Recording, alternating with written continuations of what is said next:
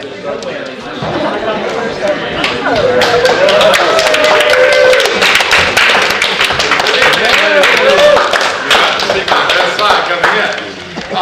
delighted to welcome you all to tonight's presentation of As You Like It by the Montford Park Players. We have a wonderful show in store. Before we begin, we have just a very few announcements. First is that the emergency exit are located the same way you came in. Okay, there is another one backstage. Try not to tear the drops as you go through for the outside fire escape. Okay, our restrooms for the gentlemen are just located right outside these double doors on the left, and ladies, one floor down. You go down the stairs or the elevator, and it's in the hallway, and it's marked. There will be one 15-minute intermission, and during the intermission, you're invited to join us in the Concession Lounge, which is on the other end of the building, on this level here, where we have soft drinks and hot coffee and chocolate and tea and all that great stuff. Lots of wonderful snacks, merchandise, our free Shakespeare t-shirts, etc., etc. Improve the economy, shop till you drop. Also, a great balcony that you can overlook downtown Asheville. It's one of the most spectacular views I've seen. Let's see, this will be, of course, our final performance for our winter season here. Next month, we move over to the Hazel Robinson Amphitheater outdoors, and we'll be producing, to start our season, the complete works of William Shakespeare abridged. All 37 plays in 97 minutes, done by 3 actors with thousands of costumes. You will enjoy it.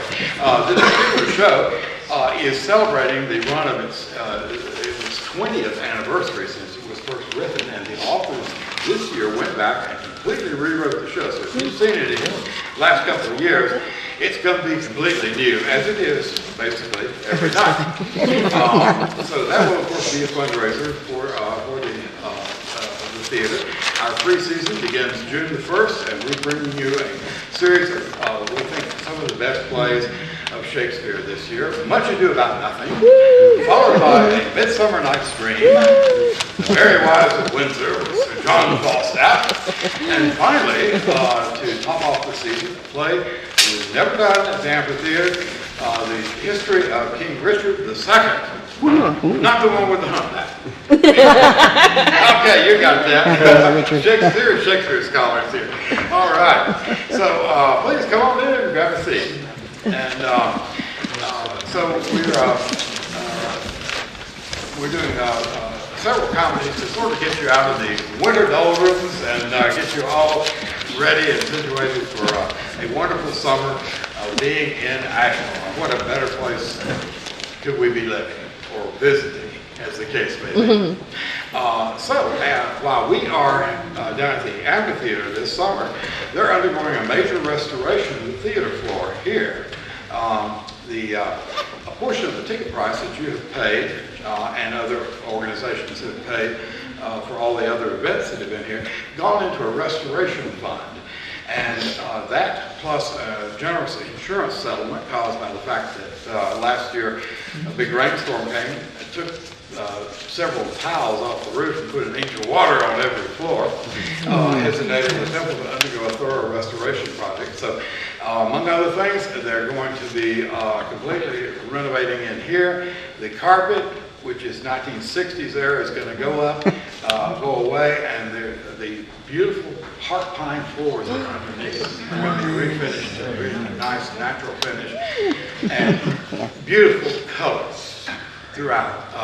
The preliminary design will have the ceiling in a midnight blue with stars. I think you'll really enjoy it when we're back here in the fall and winter.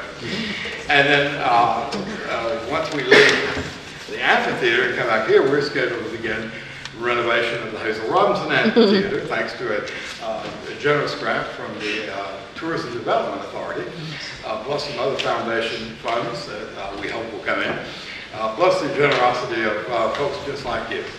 So expect a phone call. Or both. All right.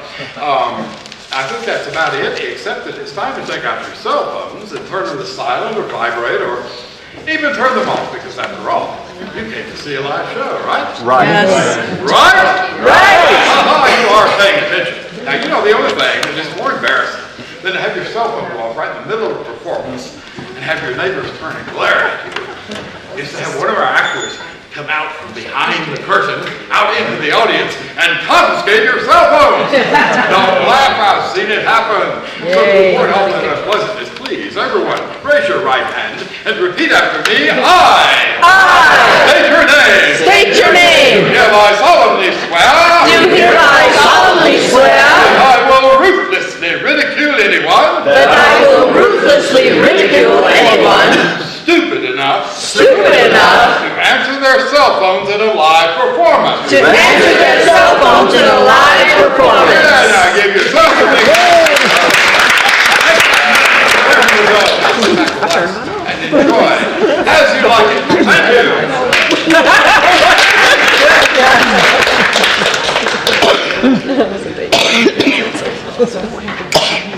Does it count if yours is on the time?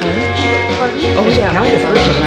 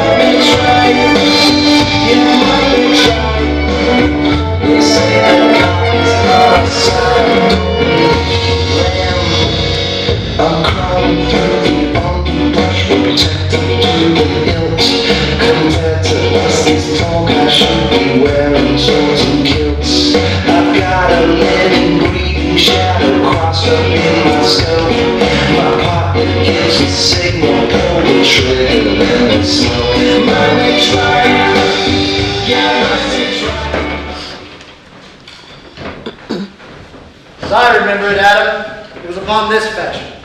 Bequeath me by will but 4,000 crowns, and as I say, it's charged my brother on his blessing to breed me well. And then begins my sadness. My brother Jake, he keeps at school. Report speaks goldenly of his profit. For my part, he keeps me here rustically at home. Or speak more properly, stays me here at home unkept. But call you that keeping, for a gentleman of my birth, the difference not from the stalling of an ox. Why, his horses are bred better. For besides that they are fair with their feeding, they are taught their manage. To that end, riders are dearly hired. But I, his brother, gain nothing under him but growth, for the which his animals on his dunghills are as much bound to him as I.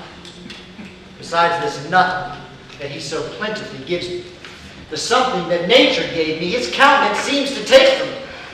He lets me feed with his hinds, and he bars me the place of a brother, and as much as within him lies, he minds my gentility with my education. This is it, Adam, in brief. And the spirit of my father, which I think is within me, begins to mutiny against this attitude. I will no longer endure it. Though yet I know no wise remedy how to avoid it. Yonder comes my master, your brother. Go apart, Adam, and thou shalt hear how he will shake me up. Now, sir, what make you here? Nothing. I am not taught to make anything. Ah, what mar you then, sir? Mary, sir, I am helping you to mar that which God made, a poor unworthy brother of yours with idleness. Call Mary, sir, be better employed and be not the while. Shall I keep your hogs and eat husks with them? What part of a portion have I spent that I should come to such tenure? Know you where you are, sir? Oh, very well, sir. Here in your orchard. Know you before whom, sir? I, better than him I am before, knows me. I know you are my older brother, and in the gentle condition of blood should you know me. The courtesy of nations allows you my better, in that you were the firstborn. But that same tradition takes not away my blood, where there are 20 brothers betwixt us. I have as much of my father in me as you, albeit I confess, your coming before me is nearer to his reverence. What, boy? Come, elder brother, you are too young in this. Hold thou lay hands on me, villain! I am no villain. I am the youngest son of Sir Rosalind. He is thrice a villain that says such a father begot them. Wert thou not not my brother, I would not take this hand from thy throat till this hand had pulled out thy tongue for saying so. There was right on myself. Please, masters, be patient, for your father's remembrance be as a Oh, let me go, I say. I will not till I please. You shall hear me. My father charged you in his will to give me a good education. You have trained me like a peasant, obscuring and hiding from me all gentlemanlike qualities. The spirit of my father grows strong in me, and I will no longer endure it. Therefore, allow me such exercises that I may become a gentleman, or give me the poor lottery left by my father. With that, I will go buy my own fortune. And what wilt thou do? Beg when that is spent? Well, sir, get you in. I will not long be troubled with you. You shall have some part of your will. I pray you leave me. I will no further offend you. It becomes me for my own good.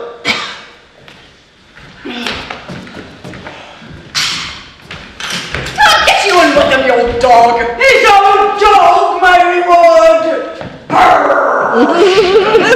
Most true, I have lost my teeth in your service. God be with my old master. He would not have spoke such a word. Is it even so? Begin you to grow upon me. I'll physic your rankness and give you no 1,000-crown neither. Hold on, Dennis! Oh, calls your worship? Was not Charles, the Duke's wrestler, here to speak with you? So please you, he is here at the door and importunes access to you. I'll call him in. We'll be away. And tomorrow the wrestling is. Good morrow, your worship. Ah, good one, Sir Charles. What's the new news in the new court? There is no news at the court, sir, but the old news. That is, the old Duke is banished by his younger brother, the new Duke. And 3 or 4 loving lords have put themselves into voluntary exile with him, whose lands and revenues enrich the new Duke. Therefore he gives them good leave to wander. Can you tell if Rosalind, the Duke's daughter, be banished with her father? Oh, no. For the Duke's daughter, her cousin, so loves her, being ever from their cradles bred together, that she would have followed her exile or died to stay behind her. She is at the court, and no less beloved of her uncle than his own daughter. And never 2 ladies loved as they do.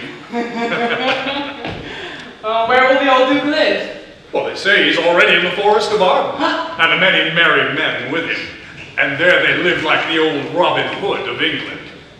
They say many young gentlemen flock to him every day, and fleet the time carelessly, as they did in the golden world.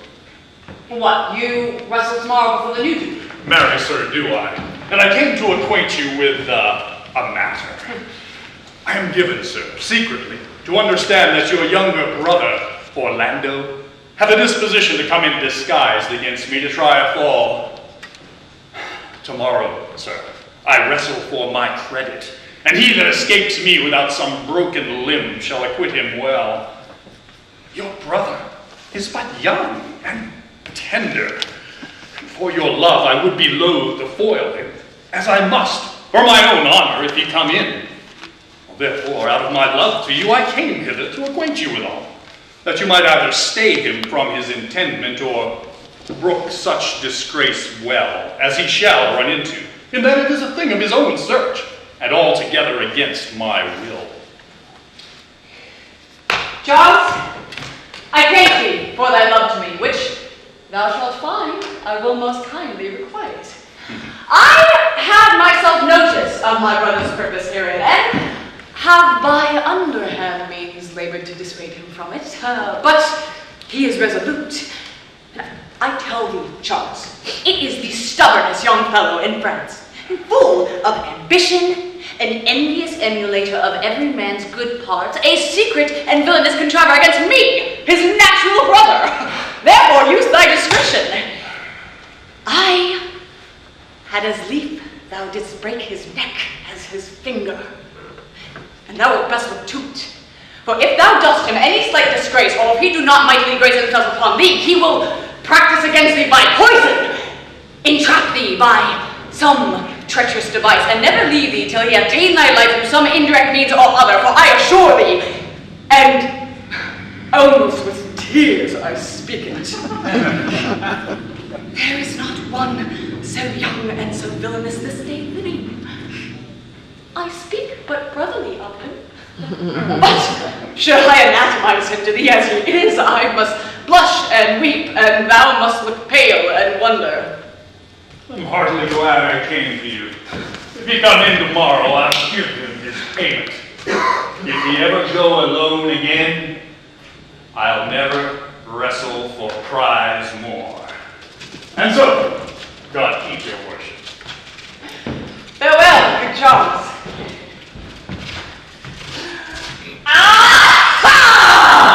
And now will I stir this gamester. I hope I shall see an end to him. For my soul, yet I know not why, hates nothing more than he. Yet he's gentle, never schooled, and yet learned, full of noble device, of all sorts enchantedly beloved, and indeed so much in the heart of the world, and especially of my own people who best know him, that I am altogether misprized. But it shall not be so long. No, this wrestler shall clear all. Nothing remains but that I kindle the boy thither, which now I'll go about.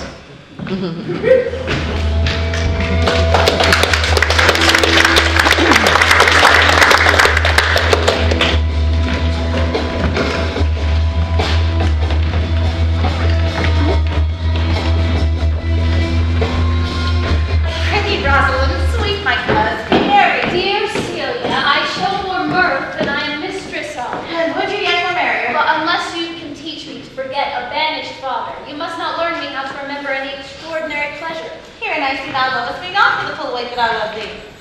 If my uncle, thy banished father, had banished thy uncle, the Duke my father, so thou hadst been still with me, I could have taught my love to take thy father for mine.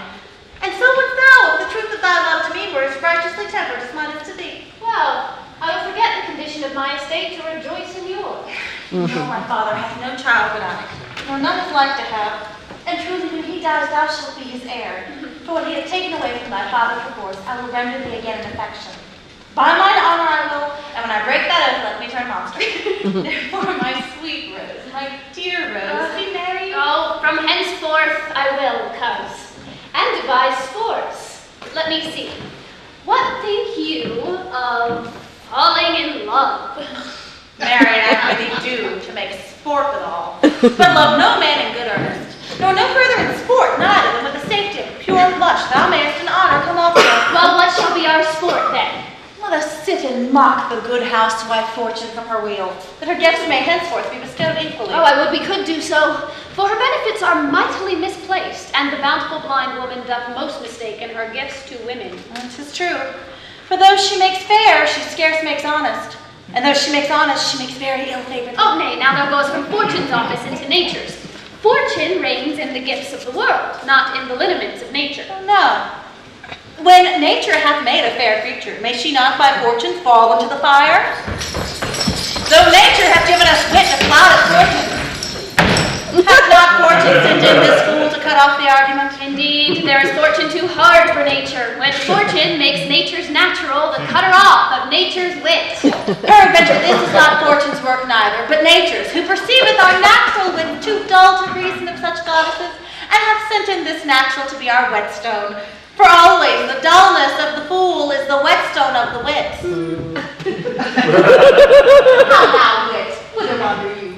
Mistress, you must come away to your father. Were you made the messenger? No, by mine honor, but I was bid to come for you. Oh, where learned you that, oh fool? Of a certain knight that swore by his honor they were good pancakes, and swore by his honor the mustard was not. Now, I'll stand to it, the pancakes were not, and the mustard was good, and yet was not the knight forsworn. How prove you that in the very heap of your knowledge? Aye, marry, now unmuzzle your wisdom. Stand you both forth now, stroke your chins, and swear by your beards that I am a knave. By our beards, if we had them, thou art. By my knavery, if I had it, then I were. But if you swear by that is not, you are not forsworn. No more was this knight swearing by his honor, for he never had any. Or if he had, he had sworn it away before ever he saw those pancakes or that mustard. Who is it that thou meanest? one that old Ferdinand your father loves. Well, my father's love is enough to honor him. Now enough, speak no more of this. You'll be whipped for taxation one of these days. The more pity that fools may not speak wisely when wise men do foolishly. Oh, by my troth, thou sayest true. For since the little wit that fools have with silence, the little foolery that wise men have makes a great show. Oh, here comes Monsieur Lebeau. Oh, with his mouth full of news. Which he will put on us as pigeons feed their young. Oh, then shall it be news crab. Oh, that we shall be the more marketable. Bonjour, Monsieur Lebeau. What's the news? There, princess. You have lost much good sport. Sport? Of what color?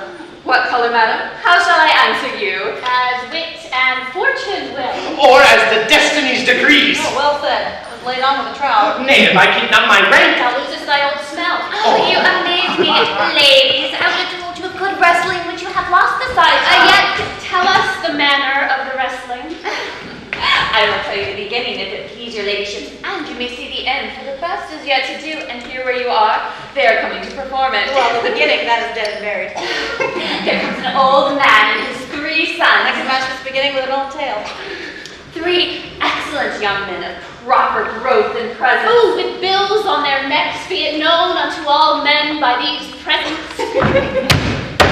The eldest of the 3 wrestled with Charles, the Duke's wrestler, which Charles in a moment threw him and broke 3 of his ribs. But there is little hope of life in him. And so he said the second, and so the 3rd. Yonder they lie. The poor old man, their father, making such pitiful dole over them that all the beholders take his part with weeping. Alas. But what is the sport, monsieur, that the ladies have lost? Why, this that I speak of. Thus men may grow wiser every day. It is the first that ever I heard the breaking of ribs was sport for ladies. Or I promise. But is there any other longs to see this broken music in his sides? Is there yet another dopes upon rib breaking? Come, cousin, shall we see this wrestling? Oh, you must if you stay here, for here is the place appointed for the wrestling. And we are ready to Come on! The youth will not be entreated. His own peril on his forwardness. Is younger the man? Even he, madam. Alas, he is too young, yet he looks successfully. How now, daughter and cousin, you've crept hither to see the wrestling. Aye, my liege, but please you give us leave. You will take little delight in it, I can tell you. There are such odds in the man. But in pity of the challenger's youth, I would fain dissuade him, but he will not be entreated. Speak to him, ladies. See if you can move him. Call him hither, Monsieur Lebeau. Do so. I'll not be brought. Monsieur the Challenger, the princess calls for you. I attend him with all respect to duty.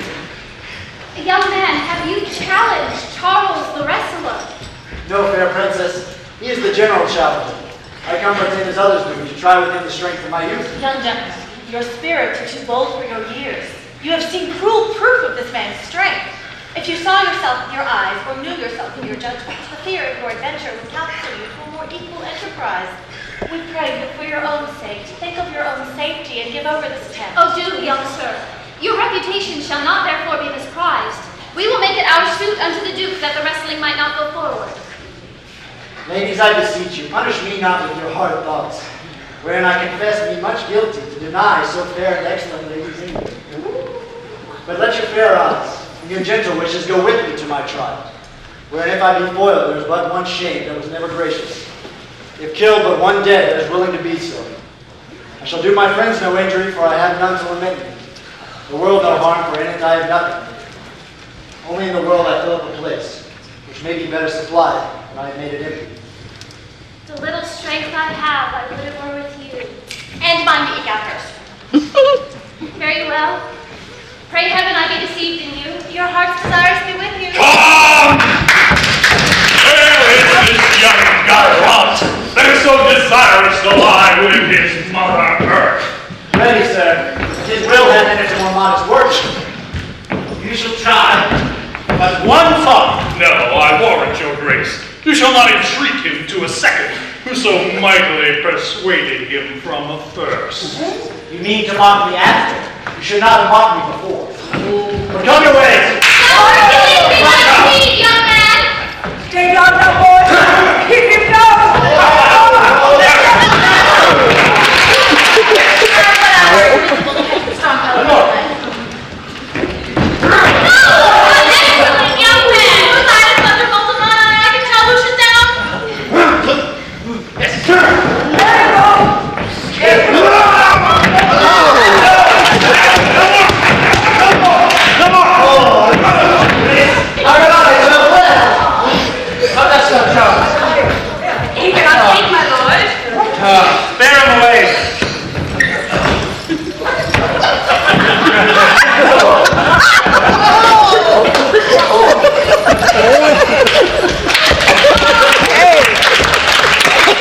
What does that mean, young man?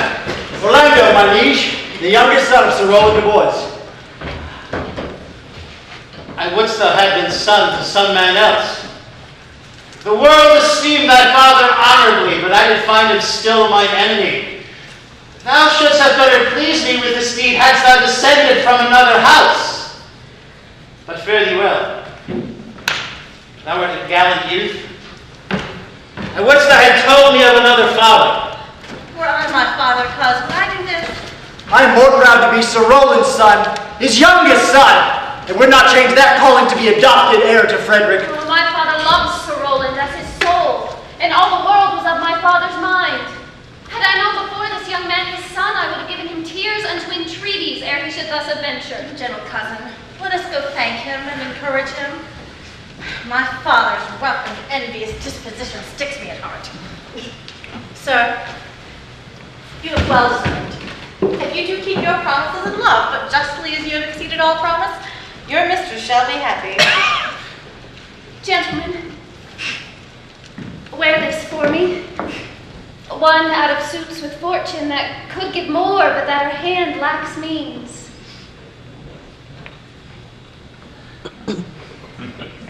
Oh, shall we go? Fare you well, gentlemen.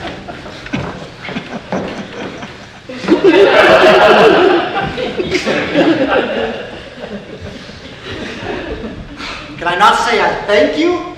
My better parts are all thrown down, and that which here stands up is but a quintain of your lifeless cloud. He called us back!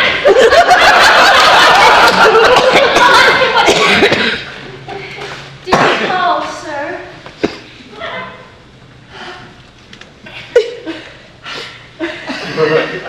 Sir, you have wrestled well and overthrown more than your enemies. Shall we go, cousin?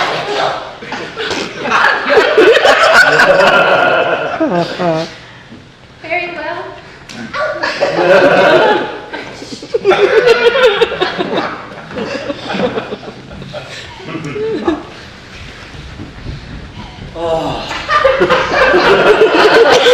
What passion hangs these weights upon my tongue? I cannot speak to her, yet she urged conference. Oh, poor Orlando, thou art overthrown, or Charles or something weaker masters thee. Good sir, I do in friendship counsel you to leave this place. Albeit you have deserved high commendation, true applause, and love, yet such is now the Duke's condition that he misconstrues all that you have done. The Duke is humorous. What he is more suits you to conceive than I to speak of. I thank you, sir. Pray, tell me this. Which of the two is daughter of the Duke that was here at the wrestling? Neither his daughter, if we judge by manners. Yet indeed the smaller is his daughter. The other is daughter to the banished Duke, and here detained by his usurping uncle to keep his daughter company, whose loves are dearer than the natural bond of sisters. But I can tell you that of late, this Duke had taken great displeasure against his gentle niece, grounded upon no other argument, but that the people praise her for her virtues, and pity her for her good father's sake. Upon my life, I fear his malice against the lady will only break forth. Sir, fare you well. Hereafter, in a better world than this, I shall desire more love and knowledge of you. Thank you, sir. I rest much bowing to you. Very well. Thus must I, from smoke unto the smother, from a tyrant duke unto a tyrant brother, but the heavenly Rosalind.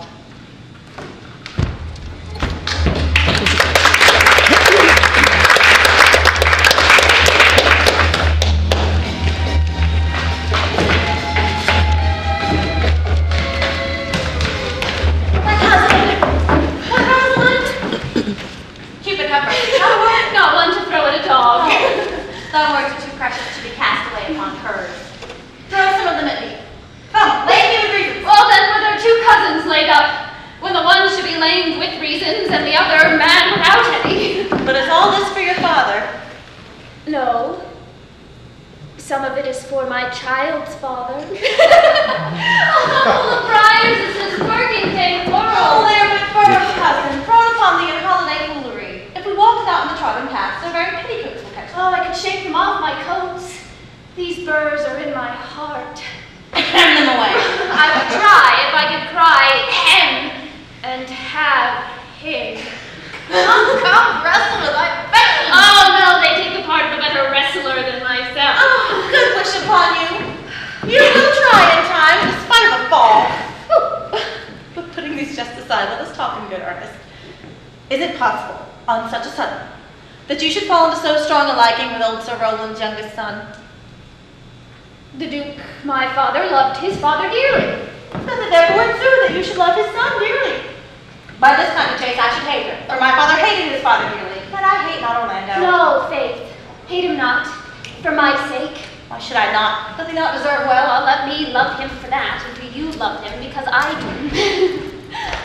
Oh, look, here comes the Duke with his eyes full of anger. Mistress! Dispatch you with your safest haste! Get you from our court! Is it me, Uncle? You, cousin, if within these 10 days, if that thou beest found, so near our public court as 20 miles thou diest for it! I do beseech your grace, let me the knowledge of my fault bear with me. If with myself I hold intelligence, or have acquaintance with mine own desires, if that I do not dream, or be not frantic, as I do trust I am not, then, dear uncle, never so much as in a thought unborn did I offend your highness. Thus do all traitors. If their purgation did consist in words, they are as innocent as grace itself. Suffice it thee that I trust thee not. Yet your mistrust cannot make me a traitor. Tell me whereon the likelihood depends. Thou art thy father's daughter. There's enough. So was I when your highness took his dukedom. So was I when your highness banished him. Treason is not inherited, my lord. Or if we did derive it from our friends, what's that to me? My father was no traitor. May good my liege mistake me not so much to think my poverty is treacherous. Dear sovereign, hear me speak. Celia, restate her for your sake, as such with her father raged along. I did not entreat to have her shame. It was your pleasure and your own remorse. I was too young that time to value her, but now I know her. If she betrayed her, why so am I. We still have slept together, rose in an instant, learned, played, eat together, and wheresoever we went like Juno's swan, still we went coupled and inseparable. Oh, she is too subtle for thee, and her smoothness, her very silence and her patience speak to the people. Thou art a fool. She robs thee of thy name, and thou wilt shine more bright and seem more virtuous when she is gone. Then open not thy lips. Firm and irrevocable is my doom which I have passed upon her. She is banished. Pronounce that sentence upon me, my liege. I cannot live out of her company. You are a fool.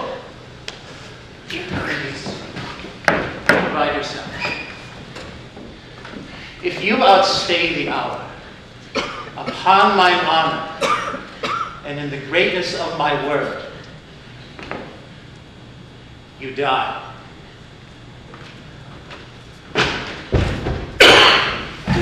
Oh, my poor Rosalind. Whither wilt thou go? Wilt thou change father? I will give thee mine. I pray thee be thou not more grieved than I am. I have more cause. No, thou hast not, cousin.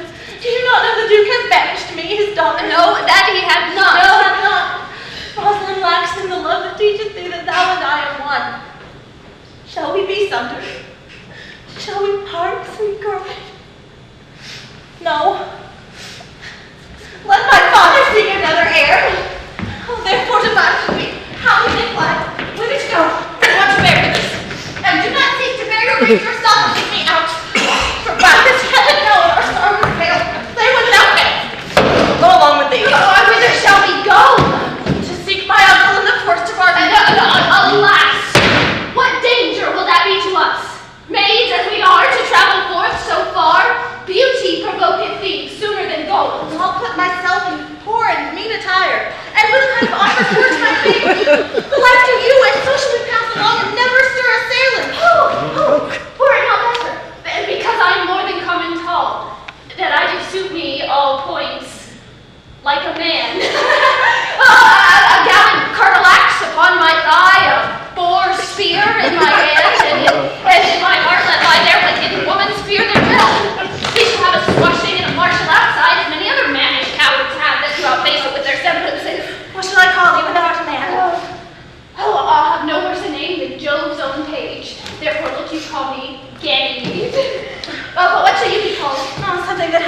to my state.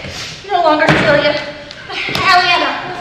Oh, cousin, what if we essay to steal the clownish fool out of your father's court? Would he not be a comfort to our travels? Come along over the wide world with me. Leave me alone, William. Let's away and get our jewels and our wealth together. Devise the fittest time and the safest way to hide us from pursuit that we made after my flight. Now go in content to liberty, not to banishment.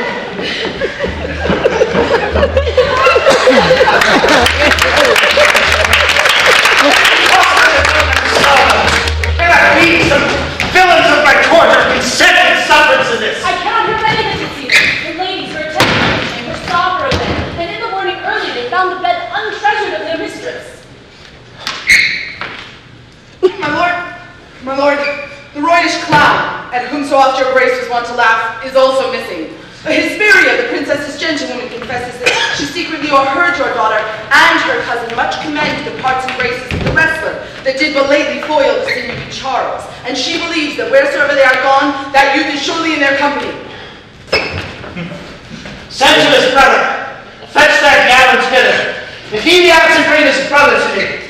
I'll make him find him. Do this suddenly. Let that search and inquisition quail to bring again these foolish runaways.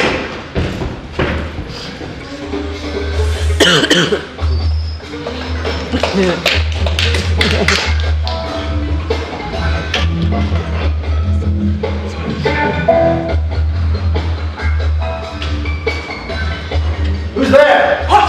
My young master! Oh, my gentle master! Oh, my sweet master! Oh, you memory of old Sir Rowland! Why, what make you here? Wherefore are you virtuous? Why do people love you? Wherefore are you gentle, strong, and valiant? And why would you be so fond to overthrow the bonny prizer of the humorous Duke? Your praise is come too swiftly home before you. Know you not, master, to some kinds of men their graces serve them but as enemies? No more do yours. Your virtues, gentle master, are sanctified and holy traitors to you. Oh, what a world is this, when what is comely envenoms him that bears it. Why, what's the matter? Oh, unhappy youth! Come not within these doors. Within this roof, the enemy to all your graces lives, your brother. No, no brother. And yet the son, yet not the son, I will not call him son of him I was about to call his father. Have heard your praise, and this night he means to burn the lodging where you used to lie, and you within it. If he fail at that, he will have other means to cut you off. I overheard him and his practices. This is no place. This house is but a butchery. Abhor it, fear it, do not enter it. Why, whither wouldst thou have me go? No matter whither, so you come not here. And what wouldst thou have me do? Beg? Or with a base and boisterous sword enforce a thievish living on the common road? This I must do, or I know not what to do. Yet this I will not do.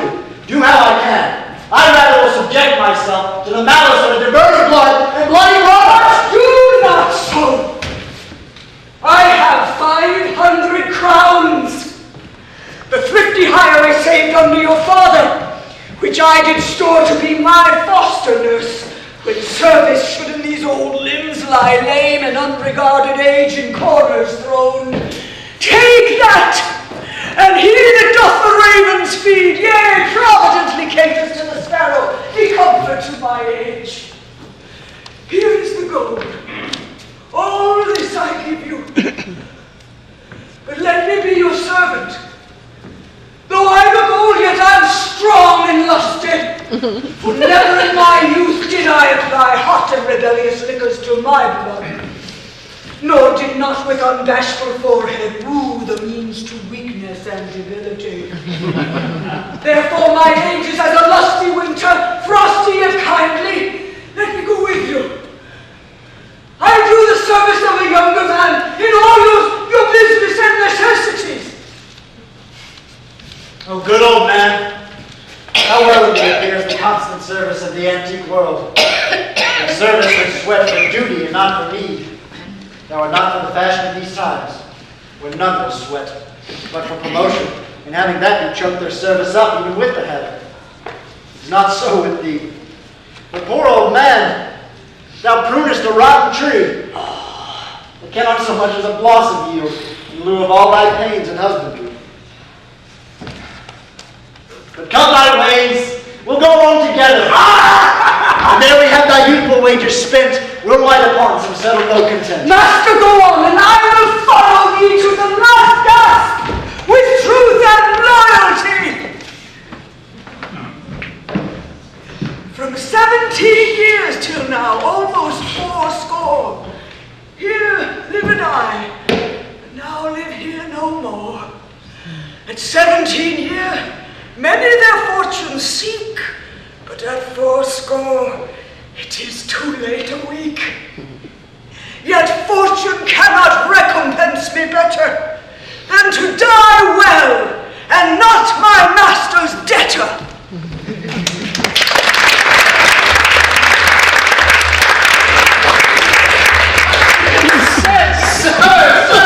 That cannot be! But were I not the better part made mercy, I should not seek an absent argument of my revenge, thou present.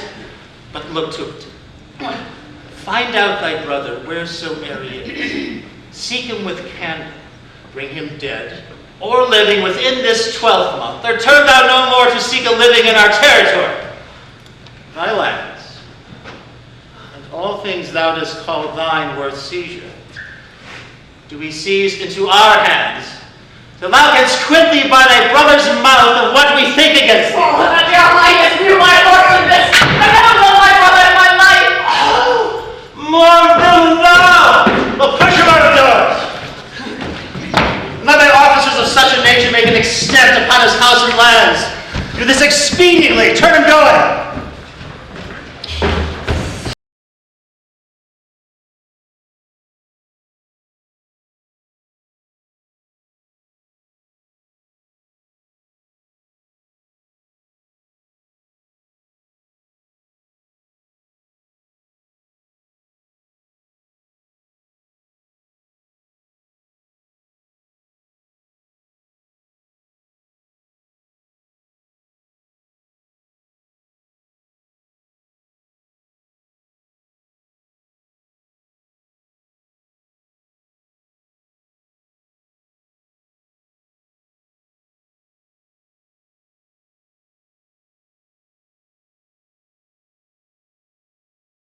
My comrades and brothers in exile, have that old custom made this life more sweet than that of paid upon?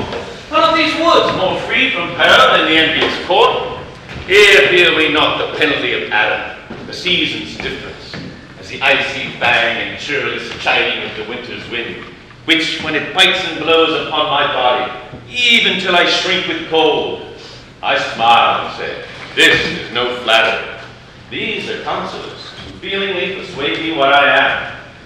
Sweet are the uses of adversity, which, like the toad, ugly and venomous, wears yet a precious jewel in his head, and this our life, exempt from public harm, finds tongues in trees, books in the running brooks, sermons in stones, and good in everything. I would not change. Happy is your grace that can translate the stubbornness of fortune into so quiet, so sweet a style. Come, shall we go into this medicine?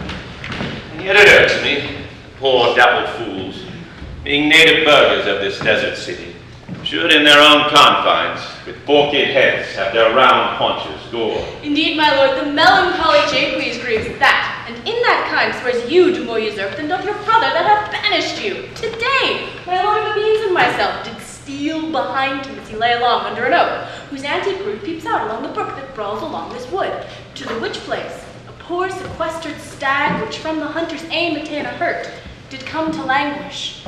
And indeed, my lord, the wretched animal heaved forth such groans that their discharges did stretch his leathern coat almost to bursting. The big round tears coursed one another down his innocent nose in piteous chase. And thus the hairy fool, much marked of the melancholy Jaques, stood on the extremest verge of the swift brook, augmenting it with tears. Well, what said Jaques? Did he not moralize this spectacle? Oh yes, into 1,000 similes. First, for his weeping into the needless stream. Poor dear, quoth he, thou as worldlings do, giving their sum of more to that which hath too much. Then, being there alone, left and abandoned of his velvet friends. "'Tis right," quoth he. "Thus misery doth part the flocks of company." Anon, a careless herd full of the pasture jumps along by him and never stops to greet him. "Aye," quoth Jaques, "sleep on, you fat and greasy citizens, 'tis just the fashion. Wherefore do you look upon that poor and broken bankrupt there?" Thus, most invectively, he pierceth through the body of the country, city, court, yea, and of this our life, swearing that we are usurpers, tyrants, and what's worse, to fright the animals and to kill them up in their assigned and native dwelling place. And did you leave him in this contemplation? We did, my lord, weeping and commenting upon the sobbing deer. Show me the place. I love to cope him in these southern fits, for then he's full of matter. I'll bring you to him straight.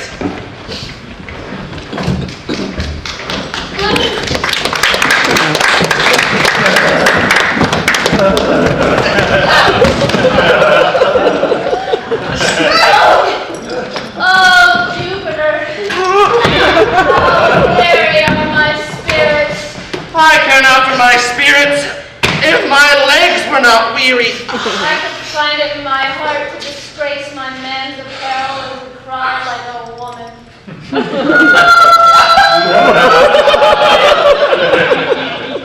Oh, but I must comfort the weaker vessel, as doublet and elbows ought to show itself courageous to petticoat. Therefore, no courage, Clelia. Pray bear with me. I cannot go no further. For my part, I had rather bear with you than bear you. But I should bear no cross if I did bear you, for I think you have no money in your purse. Well, this is the forest of Arden. Now am I in Arden, the more fool I. When I was at home, I was in a better place, but travelers must be content. Aye, be so good, Touchstone. Oh, looky who comes here. That is the way to make her stormy still. Oh, Corin, thou knewest how I do love her. I can hardly guess, for I have loved her now. No, Corin, being old, thou canst not guess. Though in thy youth thou wast as true a lover as ever sighed upon a midnight pillow. But if thy love were ever like to mine, as sure I think did never man love so, how many actions most ridiculous hast thou been drawn to by thy fantasy? Into 1,000 I have forgotten. Thou didst then never love so heartily. If thou rememberest not the slightest folly that ever love did make thee run into, thou hast not loved. Or, if thou hast not sat as I do now, wearing thy hearer in thy mistress' praise, thou hast not loved. Or, if thou hast not broke from company abruptly, as my passion now makes me, thou hast not loved. Oh, baby, baby, baby! Alas, poor shepherd. Searching of thy wound, I by hard adventure found mine own. And I remember when I was in love, I broke my sword upon a stone and bid him take that for coming a night to Jane's smile. And I remember the kissing of her batlet and the cow's dugs her pretty chapped hands had moved. And I remember the wooing of Peascod instead of her, from whom I took 2 cods and giving her them again, said with weeping tears, "Wear these for my sake." We that are true lovers run into strange capers. Mortal in nature, so is all nature in love, mortal in folly. Thou speakest wiser than thou art ware of. Nay, I shall ne'er beware of mine own wit till I break my shins against it. Oh, Job, this shepherd's passion is much upon my passion. And mine! But it grows something stale with me. Oh, I pray you. One of you questioned young man to see if he were for gold, give us any food. Oh, I faint almost to death. Holla, you clown! Peace, fool! Who calls? He's not thy kinsman. Your betters, sir. Yes, they are very wretched. Quiet. Good evening to you, friend. And to you, good sir, and to you all. Oh, shepherd, I pity. If for love of gold you can buy us any food or entertainment, bring us to where we may rest ourselves and feed. Here is a young maid with travel much oppressed and faints for succor. Oh!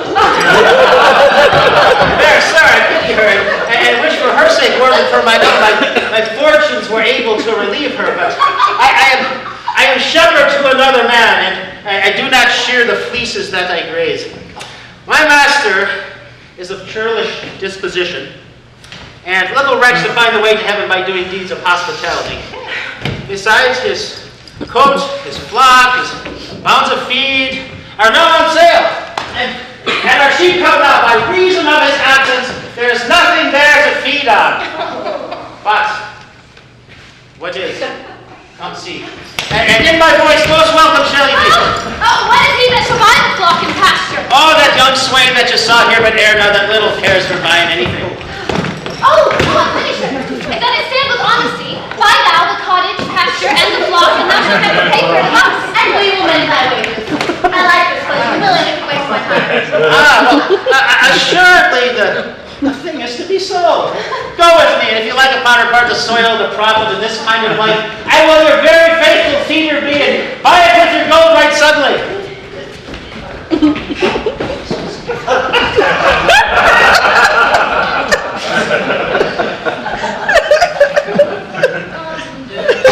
Green tree who loves to lie with me, and tune his merry note unto the sweet bird's throat. Come hither, come hither, come hither, come hither. Here shall he see no enemy but winter and rough weather. More, everything more. It will make you melancholy, Monsieur Jacques. Die, thank it. More, I prithee, more. I can suck melancholy out of a song, as a weasel sucks eggs. More, I prithee, more. My voice is ragged. I know I cannot please you. I do not desire you to please me. I do desire you to sing. Come, another stanza. Call you stanzas? What you will, Monsieur Jacques. Nay, I care not for their names. They owe me nothing. Will you sing? More at your request than to please myself. Well, then, if ever I thank any man, I'll thank you. But that they call compliment is like the encounter of two dog apes. And when a man thanks me heartily, and he thinks I have given him a penny, and he renders me the beggarly thanks. Come, sing, and you that will not hold your tongue. Well, I'll end the song. Sirs, come to the park. The Duke will drink into this tree. He hath been all this day to look you. And I have been all this day to avoid him. He is too disputable for my company. I think of as many matters as he, but I give heaven thanks and make no boast of them. Come, warble, come. Who doth ambition shun and loves to lie in the sun, seeking the food he eats and pleased with what he gets. Come hither, come hither, come hither, come hither. Here shall he see no enemy but winter and rough weather.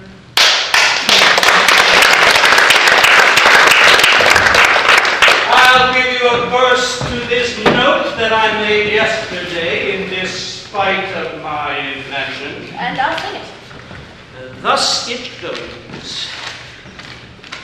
If it do come to pass that any man turn ass, leaving his wealth and ease, a stubborn will to please, Duke Dame, Duke Dame, Duke Dame, here shall he see gross fools as he, and if he will come to me. What's that? Duck Dame? 'Tis a Greek invocation to call fools into a circle. I'll go sleep if I can. If I cannot, I'll rail against all the firstborn in Egypt. And we'll go seek the Duke. His banquet is prepared.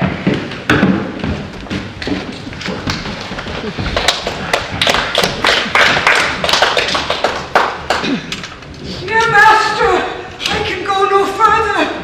Oh, I die for food. Here lie I down and measure out my grave. Farewell,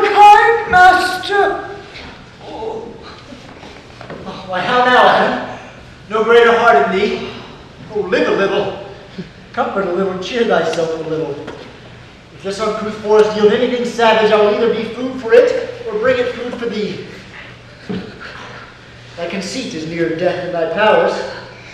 For my sake, be comfortable. Hold death a while at the arm's end, and I'll here be with thee presently. If I bring thee not something to eat, I will give thee leave to die. But if thou diest before I return, thou art a mocker of my labor. Oh, well said. Thou lookst cheerly. And I'll here be with thee presently.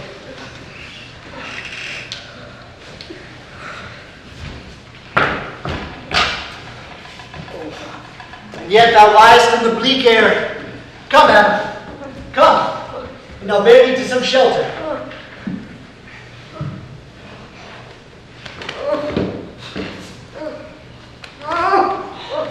Thou shalt not die for lack of a dinner, if there live anything in this desert. Oh, cheerly, good Adam. I think he be transformed into a beast, for I can nowhere find him like a man. Indeed, my lord, he hath but even now gone hence. Yet he was merry, hearing of a song. If he compact of jaws grow musical, we shall have shortly discord in the spheres. Go see him. Tell him I will speak with him. He saves my labor by his own approach. What? Now, monsieur. What a life is this that your poor friends must woo your company? What? You look merrily. A fool. I met a fool in the forest. A motley fool, a miserable world. As I do live by food, I met a fool who laid him down and basked him in the sun and railed on Lady Fortune in good terms, in good set terms, and yet a motley fool. Good morrow, fool, quoth I. No, sir, quoth he. Call me not fool till heaven hath sent me fortune. And then he drew a dial from his poke, and looking at it with lackluster eye, says very wisely, "It is 10 o'clock. Thus may we see," quoth he, "how the world wags. 'Twas but an hour ago since it was 9, and in 1 hour more 'twill be 11. And so from hour to hour we ripe and ripe, and then from hour to hour we rot, and thereby hangs a tale." When I'd hear the motley fool so moral on the time, my lungs began to crow like chanticleer, that fools should be so deep contemplative. And I did laugh, sans intermission, an hour by his dial. Oh, noble fool! Oh, worthy fool! Motley's the only wear. What fool is this? Oh, worthy fool! One that hath been a courtier, and says, if ladies be but young and fair, they have the gift to know it. And in his brain, which is as dry as the remainder biscuit after a voyage, he has strange places crammed with observation, the which he vents in mangled forms. Oh, that I were a fool! I am ambitious for a motley coat. Thou shalt have it. I have 'tis, my only suit. Provided that you lead your better judgments, if all opinion that grows rank in them, that I am wise. I must have liberty with all, as large a charter as the wind to blow on whom I will, for so fools have. And they that are most golly with my folly, they most must laugh, and wiser must they so. The wise claim as way to parish church. He that a fool doth very wisely hit, doth very foolishly, although he smart, not to seem senseless of the barb. If not, the wise man's folly is anatomized, even by the squandering glances of the fool. Invest me in my motley, give me leave to speak my mind, and I will through and through cleanse the foul body of the infected world, if they will patiently receive my medicine. Why, I can tell what thou wouldst do. What for account of would I do but good? Most mischievous foul sin in shining sin. For thou thyself hast been a libertine, as sensual as the brutish thing itself, and all the embossed sores and headed evils, which thou with free license of foot hast caught, which thou didst scourge into the general world. Why, who cries out on pride that can therein tax any private party? Doth it not flow as hugely as the sea, till the wearer's very means do ebb? What woman in the city do I name when that I say the city woman bears the cost of princes on unworthy shoulders? Who can come in and say that I mean her when such a one is she, such as her neighbor? Or what is he of basest function that says his bravery is not on my cost, thinking that I mean him? That therein suits his folly to the metal of my speech. There then. How then? What then? Let me see wherein my tongue hath wronged him. If it do him right, then he hath wronged himself. If he be free, why then my taxing like the wild goose flies, unclaimed of any man. But who comes here? There be no more. Why, I have eaten none yet. There shall not, for necessity be served. What kind should this cock come off? Art thou thus bolden, man, by thy distress? Or else a rude despiser of good manners, that in civility thou seemst so empty? Now touch my vein at first. The thorny point of bare distress obtained from me to show smooth civility. Yet I am inward-bred, and know some measure. But from there, I say, he died who touches any of this fruit, till I my affairs are answered. And you be not answered with reason. I must die. What would you have? Your gentleness shall force more than your force move us to gentleness. I almost die for food, and let me have it. Sit down and feed, and welcome to our table. Speak you so gently. Pardon me, I pray you. I thought that all things had been savage here. Therefore put I on this countenance of stern commandment. But whate'er you are, that under the shades of melancholy boughs lose and neglect the creeping hours of time.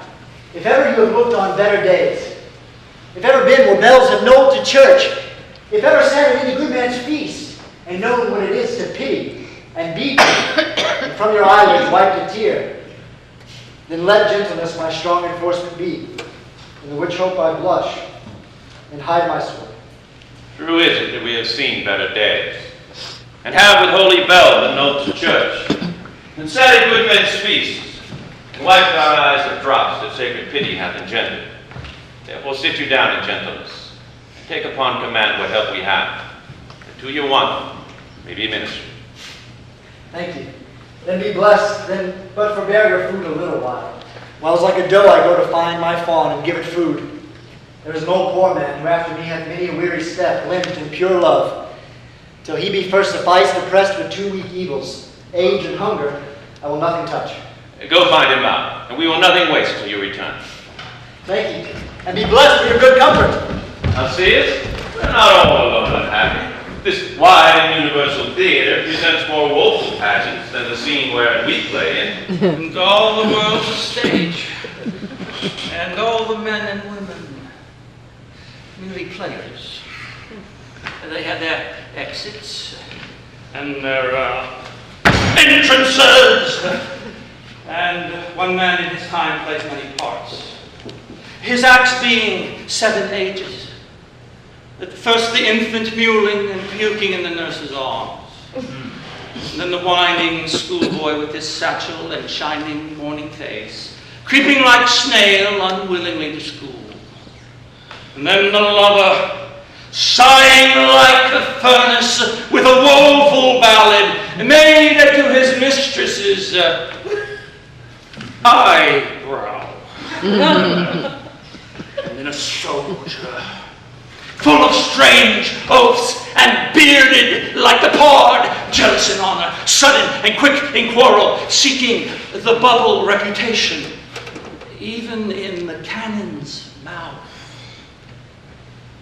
And then the justice, in fair round belly with good capon lined, with eye severe and beard of formal cut, full of the wise souls and the modern instances.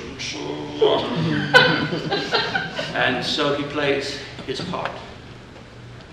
The 6th stage shifts into the lean and slippered pantaloon, with spectacles on nose and pouch on side. His youthful hose, well saved, a world too wide for his shrunk shank, and his big manly voice turning again toward childish treble, pipes and whistles in his sound. Last scene of all that ends this strange, eventful history. The second childishness and mere oblivion. Sans teeth, sans eyes, sans taste, sans everything. Welcome. Set down your venerable bird and let it be. I thank you most for him. So have you need. I scarce can speak to thank you for myself. Welcome. Fall to. I will not trouble you as yet to question you about your fortune. Give us some music and, good cousin, sing.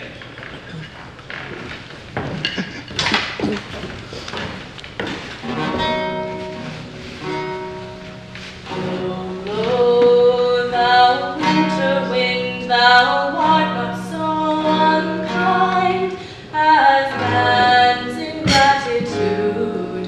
Thy tooth is not so keen because thou art not clean, although thy breath be rude.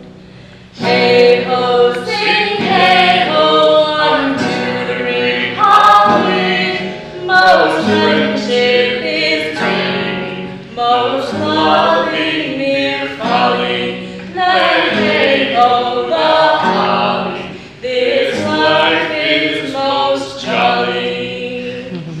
Freeze, freeze, thou bitter sky that does not bite so high as benefits for God. Though thou the waters warm, thy sting is not so sharp as friend remember it not.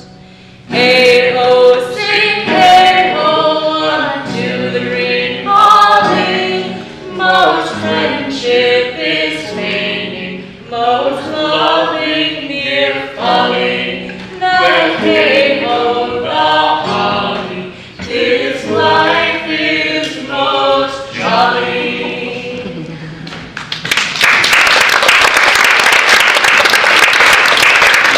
That you were the good Sir Rowland's son, as you have whispered faithfully you were, and as mine eye doth his effigy's witness, most truly limed and living in your face.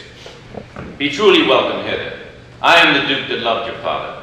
The residue of your fortune, go to my cave and tell me. Good old man, thou art right welcome as thy master is, supported by the arm. Give me your hand, and let me all your fortunes understand.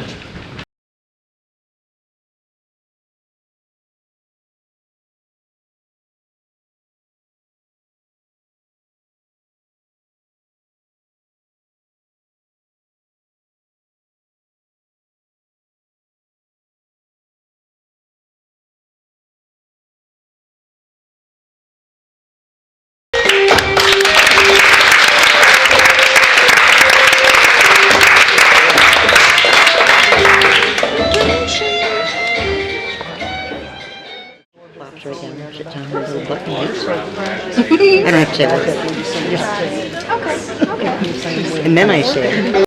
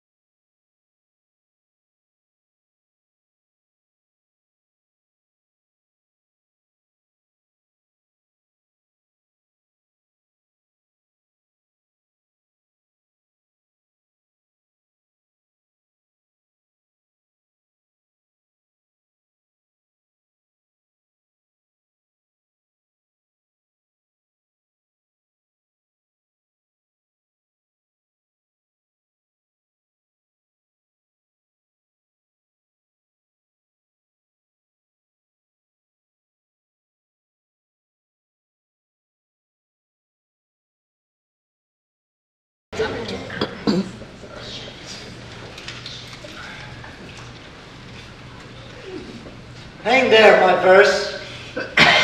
In in witness of my love. And I, thrice crowning queen of night, survey with thy chaste eye from thy pale sphere above, thy huntress name, and my full life doth sway. O Rosalind, these trees shall be my books, and in their barks my thoughts I'll carry, that every eye that in this forest looks should see thy virtue witnessed everywhere. Oh, run, run, Orlando, and carve on every tree the fair, the chaste, and the unexpressive sheep. How like is a shepherd's life, Master Touchstone?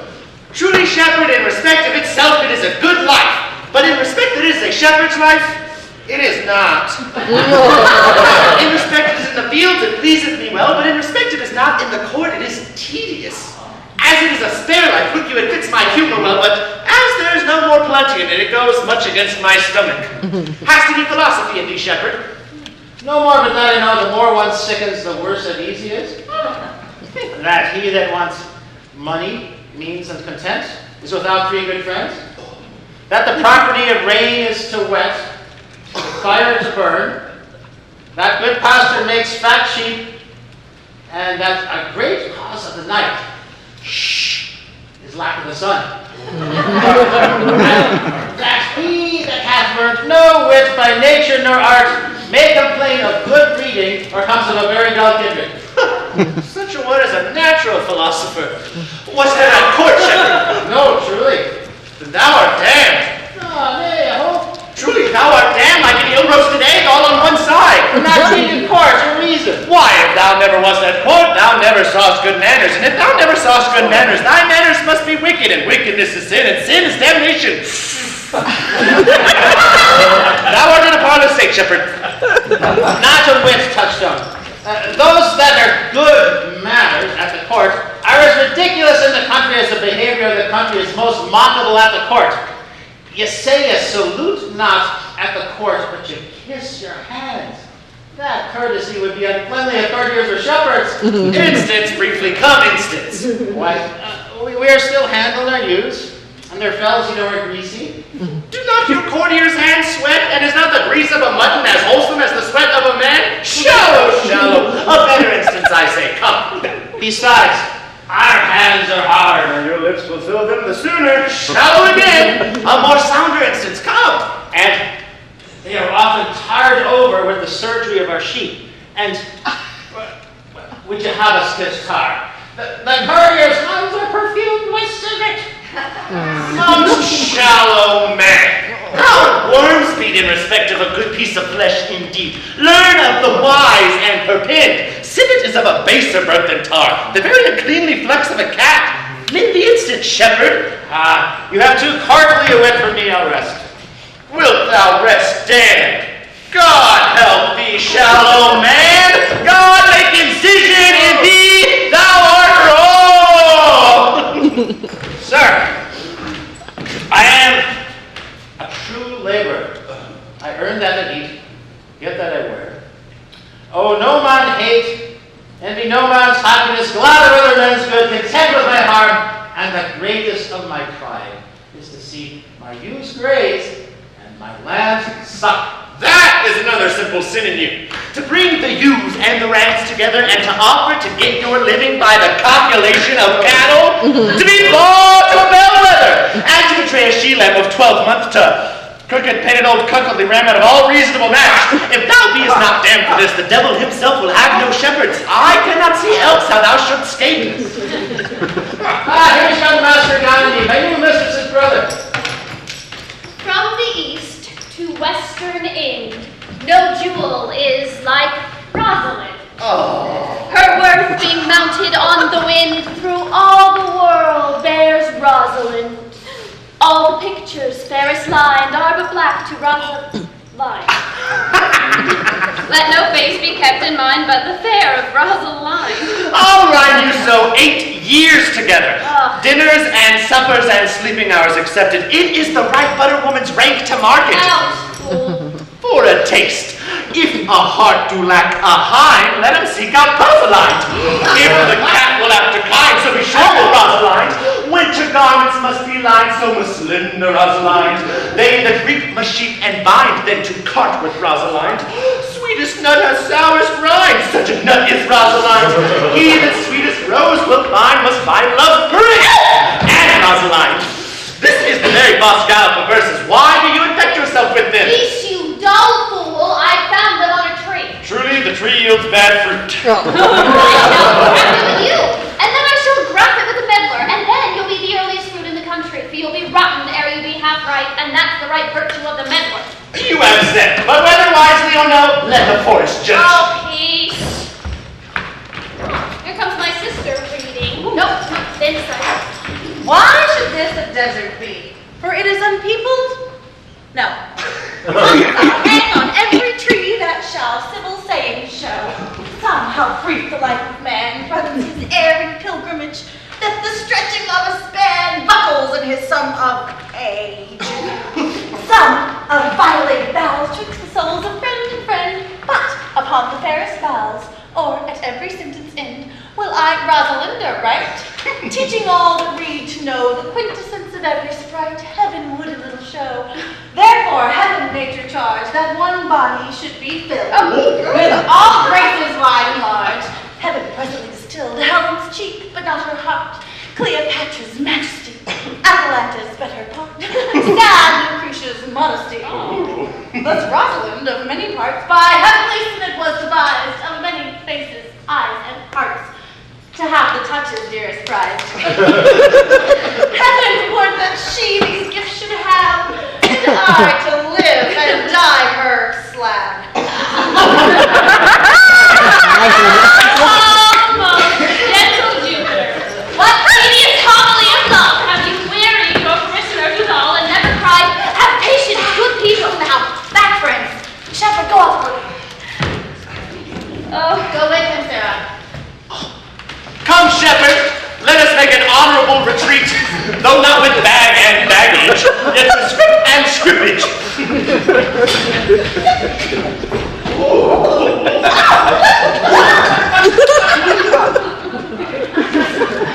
Did thou hear these verses? Oh, yes, I heard them all. And more, too, for some of them had in them more feet than the verses would bear. What's no matter? The feet might bear the verses. Aye, but the feet were lame, and could not bear themselves without the verse, and therefore stood lamely in the verse. Sitst thou here without wondering how thy name came to be hanged and carved upon these trees? I was 7 of the 9 days out of the wonder before you came. For look here what I found on a palm tree. I was never so rhymed since Pythagoras' time, when I was an Irish rat, which I can hardly remember. Trow you who hath done this? Who, was it a man? And the chain that you once wore about his neck. Change of color. I'm gonna eat. This hard not to prevent to me, but now to make me remove their place and so and chop your name and who is it? Is it possible? No, I'm ready now. Both petitionary beards, tell me who it is.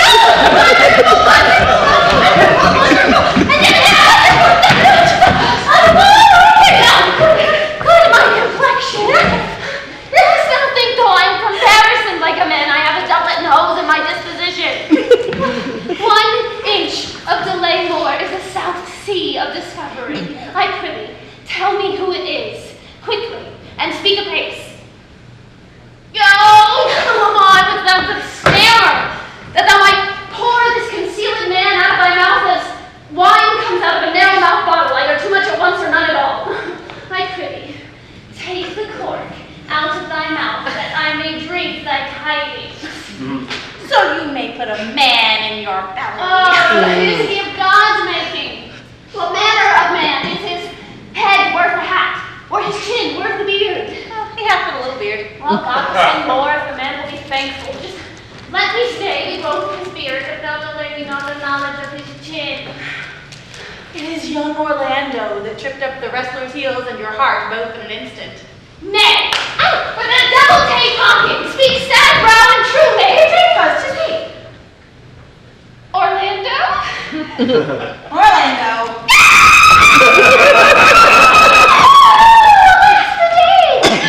What shall I do with my doublet hose? Oh, where did he when thou sawest him? How looked he? Where went he? What makes him here? Did he answer me? How parting me with thee, and when shalt thou see him again? Answer me in one word. You must bar me, Gargantua. It is more too great for any mouth at this age of size. To say I know these particulars is more than to answer an academy. Oh, but doth he know that I'm in this forest? And in man's apparel. Oh, looks he as freshly as he did the day you wrestled. It is as easy to count atomies as to resolve the propositions of a lover. Yet take a taste of my fine medicine, and relish it with good observance. I found him under a tree, like a dropped acorn. Oh, it may well be called Job's tree when it drops forth such fruit. Give the audience good memory.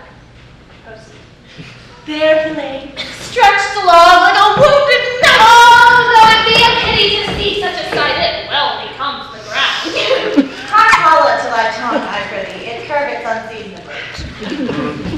He was furnished like a hunter. Oh, ominous! He comes to kill my heart.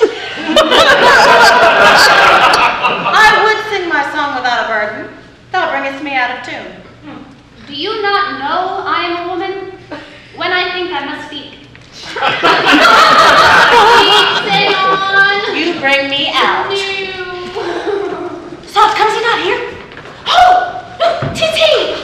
Slink by and note him. I thank you for your company, but good faith I had as lief have been myself alone. As had I, but yet for fashion's sake I thank you too for your society. And God by you let us meet as little as we can. I do desire we may be better strangers. And I pray you mar no more trees by writing love songs in their barks. I pray you mar no more of my verses with reading them ill favored. Rosalind is your love's name? Yes, just. I do not like her name. There's no thought of pleasing you when she was christened. Of what stature is she?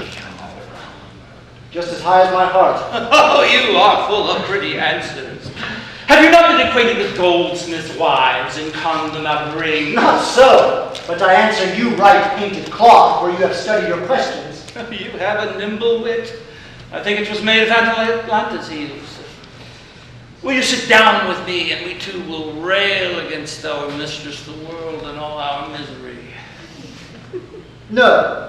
I will chide no breather on this earth but myself, against whom I know most faults. The worst fault you have is to be in love. I will not change that fault for thy best virtue. I am weary of you. And by my troth, I was seeking for a fool when I found you. He is but drowned in the brook. Look but in and you shall see him. There shall I see my own figure. Shall I take to either be a fool or a cipher? I'll tarry no longer with you. Farewell, a good senior love. I am glad of your departure. Adieu, good Monsieur Melancholy. I will speak to him, like a saucy lackey, and under that habit play the knave with him. Do you hear, Forester? Very well, what would you? I pray you, what is it o'clock? You best ask me the time of day. There is no clock in the forest. Oh, well, then there's no true lover in the forest. Else sighing every minute and groaning every hour would detect the lazy foot of time as well as the clock. Why not the swift foot of time? Had that not been as proper? Oh, by no means, sir. Time travels in divers paces with divers persons. I'll tell you who time ambles withal, who time trots withal, who time gallops withal, and who he stands still withal. I pray thee, who doth he trot with? Marry, he trots hard with a young maid between the contract of her marriage and the day it is solemnized. If the interim be but a sennight, time's pace is so hard it seems the length of 7 years. Who handles it withal? With a priest that lacks Latin, and a rich man that hath not the gout. For the one sleeps easily because he cannot study, and the other lives merrily because he feels no pain. The one lacking the burden of lean and wasteful learning, the other knowing no burden of heavy, tedious penury. These time ambles withal. Who doth he gallop withal? With a thief that gallops. For though he go as soft as foot can fall, he thinks himself too soon there. Who stays it still withal? With lawyers in the vacation, for they sleep between term and term, and then they perceive not how time moves. Where dwell you, pretty youth? With this shepherdess, my sister, here in the skirts of the forest, like fringe upon a petticoat. Are you a native of this place? As a coney you see dwell where she is kin. Your accent is something finer than you could purchase, and so removed to dwell. I have been told so of many. But indeed, an old religious uncle of mine taught me to speak, who in his youth was an inland man. One that knew courtship too well, for there he fell in love. Oh, I have heard him read many lectures against it, and I thank God I am not a woman, to be touched with so many giddy offenses as he hath generally taxed their whole sex withal.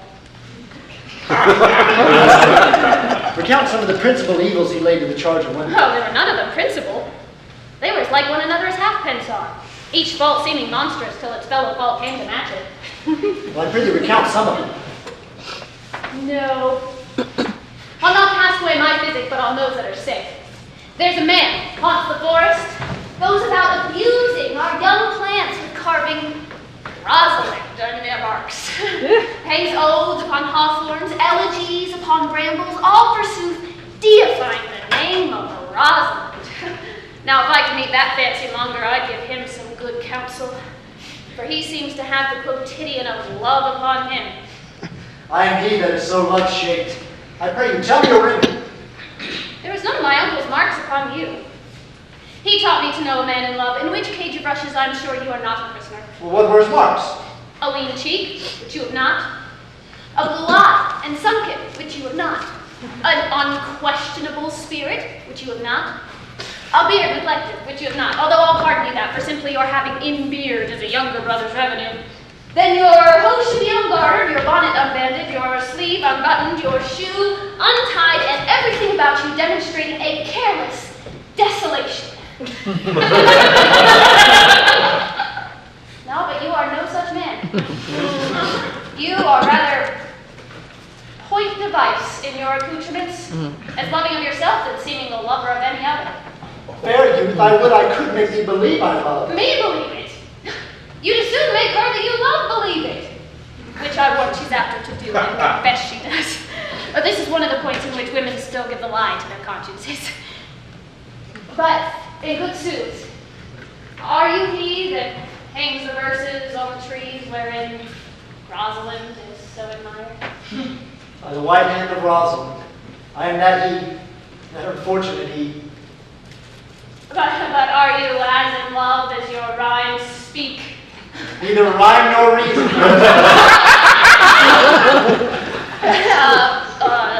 Love is merely madness. And I tell you, deserves as well a dark house and a whip as madmen do.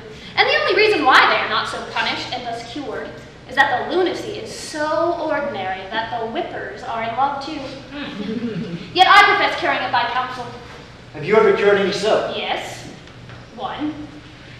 And in this manner, he was to imagine me his love, his mistress, and I set him every day to woo me, at which time would I, being but a moonish youth, grieve, be effeminate, changeable, longing and liking, proud, fantastical, apish, shallow, inconstant, full of tears, full of smiles, for every passion something, and for no passion truly anything. As boys and women are for the most part cattle of this color. What would now like him, now loathe him, then entertain him, then forswear him, now weep for him, now spit at him, that I drove my suitor from his mad humor of love into a living humor of madness, which was to forswear the full stream of the world and live in a nook, barely monastic. And thus I cured him. And thus will I take it upon me to wash your liver as clean as a sound sheep's heart, that there'll not be one spot of love in it. I would not be cured, youth. I would cure you. If you would but call me Rosalind, and come every day to my cote and woo me. Now, by the faith of my love, I will. Tell me where it is. Go with me to it, and I'll show it you. And by the way, you shall tell me where in the forest you live. Will you go? With all my heart, good youth. Oh, nay. You must call me Rosalind. Oh, come, sister, will you go? I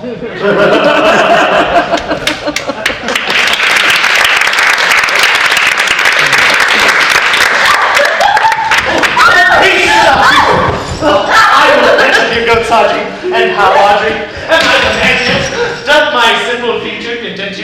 Your features, Lord warned us. What features? I am human being thy goats, is the most capricious poet, honest all that was among the goats. Goths? No, it's a worse than Job, and that's how. When a man's verses cannot be understood, nor a man's good wit seconded with the forward child understanding, it strikes a man more dead than a great reckoning in a little room.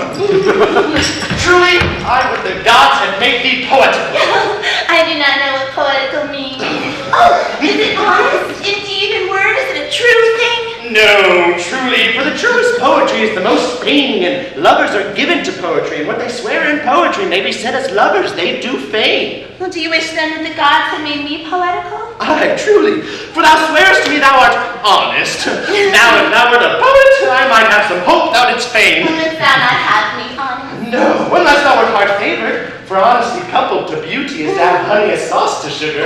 Material fool. Well, I am not fair, and therefore I pray the gods make me honest. I have cast honesty upon a foul slut which but good meat into an unclean dish. You're not a slut! Well, I think the gods I am a little foul. Oh. Well, praise be the gods for thy foulness. Sluttishness may come hereafter. But be it as it may be, I will marry thee. And to that end I have been with Sir Oliver Martex, the vicar of the next village, who hath promised to meet me in this place of the forest and to couple us. Gods give us joy. Amen.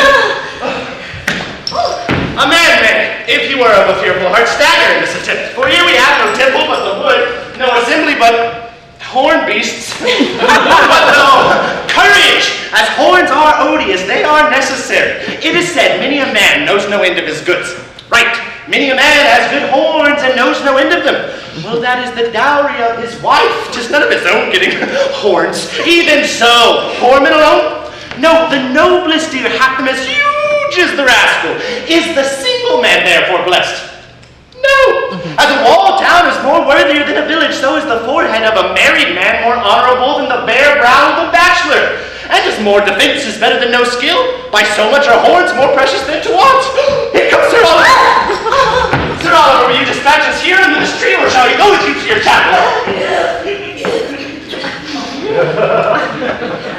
Is there none here to give the woman? I will take her on no gift of any man. Truly, the woman must be given, or the marriage is unlawful. Proceed, I'll give her. Oh, welcome, dear master.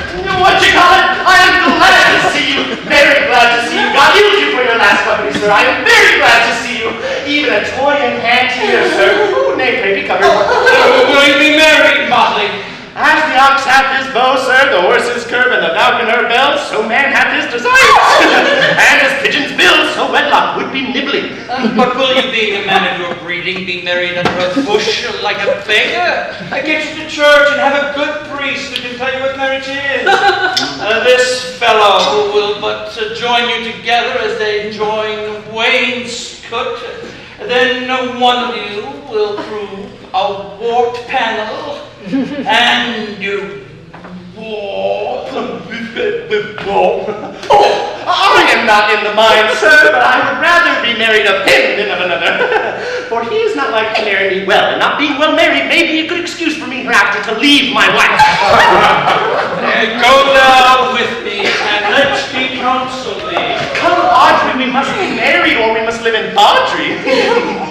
Farewell, good Master Oliver. Not, oh, brave Oliver, oh, sweet Oliver, leave me not behind thee. But when away be gone, I say, I will not wedding with thee.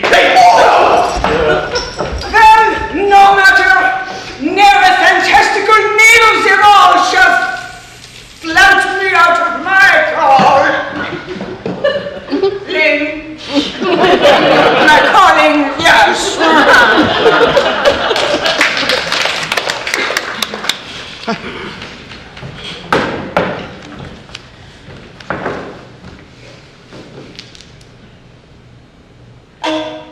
Oh,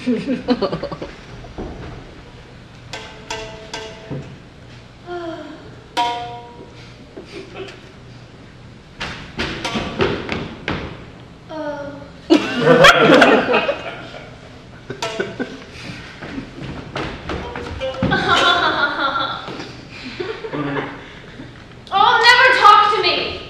I will weep. Do, I prithee. But have the grace to consider that tears do not become a man. But have I not cause to weep? As good cause as any, therefore weep. His very hair is of the dissembling color. Something browner than Judas's. Mary, his kisses are Judas's own children. Oh, in faith, his hair is of a good color. An excellent color. Your chestnut was ever the only color. And his kissing is as full of sanctity as the touch of holy bread. Oh, he hath bought a pair of cast lips of Diana. A nun of winter sisterhood kisses not more religiously. The very eyes of chastity is in them. Oh, but why did he swear he would come this morning and comes not? Nay, certainly, there's no truth in him. Oh, do you think so? Yes. I think he is not a pig person or a horse dealer.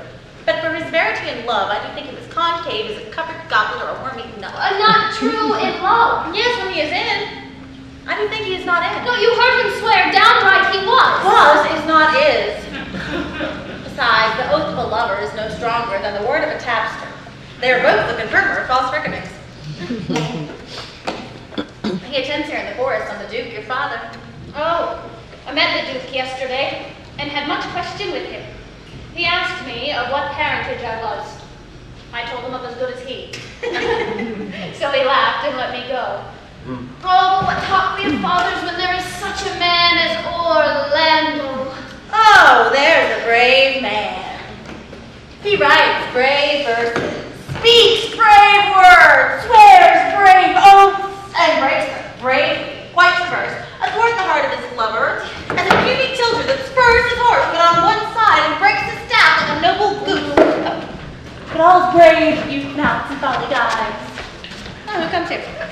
Mrs. Smith, you have often inquired after the shepherd that complained of love, who you saw sitting by me on the turf, praising the proud, disdainful shepherdess that was his mistress. Well, and what of him? If you would see a display of true love and the red glow of scorn and proud disdain, then go hence a little, and I shall conduct you, if you will mark it. Oh, come, let us remove. The sight of lovers feedeth those in love. Bring us to the sight, and you shall say I'll prove a busy actor in their play. Sweet Phoebe, do not scorn me. Do not, Phoebe. Say that you love me not. Say not so in bitterness. The common executioner, whose heart the accustomed sight of death makes hard, falls not the axe upon the humble neck that first begs pardon. Will you sterner be than he that dies and lives by bloody drops? I would not be thy executioner. I fly thee, for I would not injure thee. Thou tellest me there is murder in mine eye. 'Tis pretty sure and very probable that eyes that are the frailest and softest things, who shut their coward gates on enemies, should be called tyrants, butchers, murderers!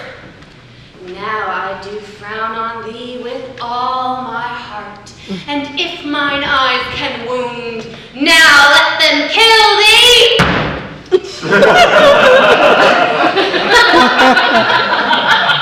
Now counterfeit to swoon, why now fall down? Or if thou canst not, oh, for shame, lie not to say mine eyes are murderers. Now show the wound mine eye hath made in thee. Scratch thee but with a pin, and there remains some scar of it. But now mine eyes, which I have darted at thee, hurt thee not, nor I am sure there is no force in eyes that can do hurt. Oh, dear Phoebe, if ever, as that ever may be near, you meet in some fresh cheek the power of fancy, then shall you know the wounds invisible that love's keen arrows make. But till that time come thou not near me. And when that time comes, afflict me with thy mocks. Pity me not, as till that time I shall not pity thee. And why, I pray you? Who might your mother be that you insult, exalt, and all at once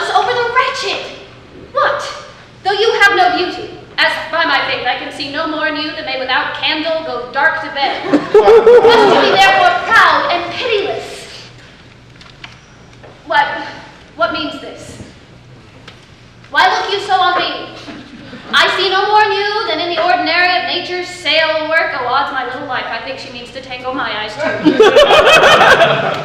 No faith, proud mistress, hope not after it. 'Tis not your inky brow, your black silk hair, your bugle eyeballs, nor your cheek of cream that can attain my spirits to your worship. And you, foolish shepherd, wherefore do you follow her? Like foggy south, puffing with wind and rain, you are 1,000 times a properer man than she a woman. 'Tis such fools as you that makes the world full of ill-favored children. 'Twas not her glass, but you that flatters her, and out of you she sees herself more proper than any of her lineaments can show her. But, mistress, know yourself, down on your knees and thank heaven, fasting for a good man's love. For I must tell you, friendly in your ear, sell when you can. You are not for all markets. Cry the man mercy, love him, take his offer. Foul is most foul, being found to be a scoffer. Well, shepherd, take her to thee and fare you well. Sweet youth, I pray you, chide me here together. I had rather hear you chide than this man woo.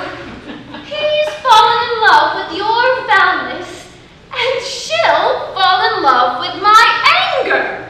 Well, if it be so, as fast as she answers thee with frowning looks, I'll sauce her with bitter words. Why look you so upon me? For no ill will I bear you. I pray you, do not fall in love with me, for I am falser than vows made in wine. Besides, I like you not. You would know my house, 'tis at the tuft of olives here hard by. Come, sister, will you go? Shepherd, lie or hard. Come, sister. Shepherdess, look on him better, and be not proud. Though all the world could see, none could be so abused in sight as he. Come to our flock. Dead shepherd, now I find thy saw of might. Whom ever loved that loved not at first sight. Sweet Phoebe. Huh? What sayest thou, Sylvius? Sweet Phoebe, pity me. Why, I am sorry for thee, gentle Sylvius. If you do sorrow at my grief in love, by giving love, your sorrow and my grief were both exterminate. Thou hast my love. Is not that neighborly? I would have you. Why, that were covetousness. Sylvius, the time was that I hated thee, and yet it is not that I bear thee love, but since that thou canst talk of love so well, thy company, which erst was irksome to me, I will endure, and I'll employ thee too. But do not look for further recompense than thine own gladness that thou art employed. So holy and so perfect is my love, and I in such a poverty of grace that I shall think it a most plenteous crop to glean the broken ears after the man that the main harvest reaps. Loose now and then a scattered smile, and that I'll live upon. Knowest thou the youth who spoke to me erewhile? Not very well, but I have met him often. He hath bought the cottage and the bounds that the old Carlo once was master of. Think not I love him, though I ask for him. 'Tis but a peevish boy, yet he talks well. But what care I for words? Yet words do well when he that speaks them pleases those that hear. It is a pretty youth. Not very pretty, but sure he's proud, and yet his pride becomes him. He'll make a proper man. The best thing in him is his complexion, and faster than his tongue did make offense, his eye did heal it up.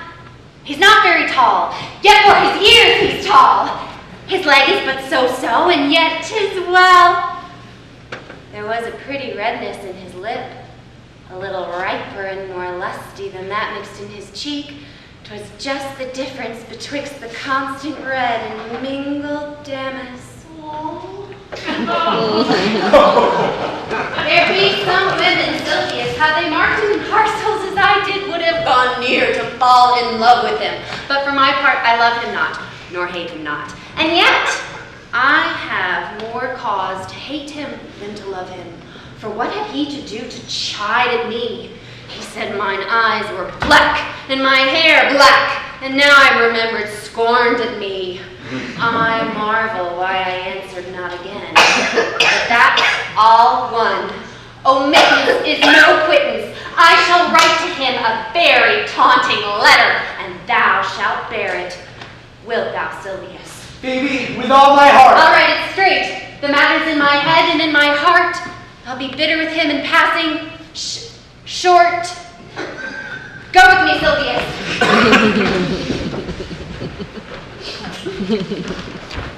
Prithee, pretty youth, let me be better acquainted with thee. They say you are a melancholy fellow. I am so, I do love it better than laughing. Those that are in extremity of either are abominable fellows, and betray themselves to every modern censure worse than drunkards. It is good to be sad and say nothing. Why, then it is good to be a post. I have neither the scholar's melancholy, which is emulation, nor the musician's, which is fantastical, nor the courtier's, which is proud, nor the soldier's, which is ambitious, nor the lawyer's, which is politic, nor the lady's, which is nice, nor the lover's, which is all of these. But it is a melancholy of mine own, compounded of many simples, extracted from many objects, and indeed the sundry contemplation of my travels, in which my often rumination wraps me in a most humorous sadness. A traveler. Well, by my faith, I think you have great reason to be sad. I fear you have sold your own lands to see other men's, and to have seen much and to have nothing is to have rich eyes and poor hands. Yes, I have gained my experience. And your experience makes you sad. I'd rather have a fool to make me merry than experience to make me sad. And to travel for it, too. Good day and happiness, dear Rosalind. Goodbye, you. And you talk in blank verse. Farewell, Monsieur Traveler. Look you lisp and wear strange suits. Disable all the benefits of your own country, be out of love with your nativity, and almost chide God for making you that countenance you are. Else I will scarce think you have swum in a gondola.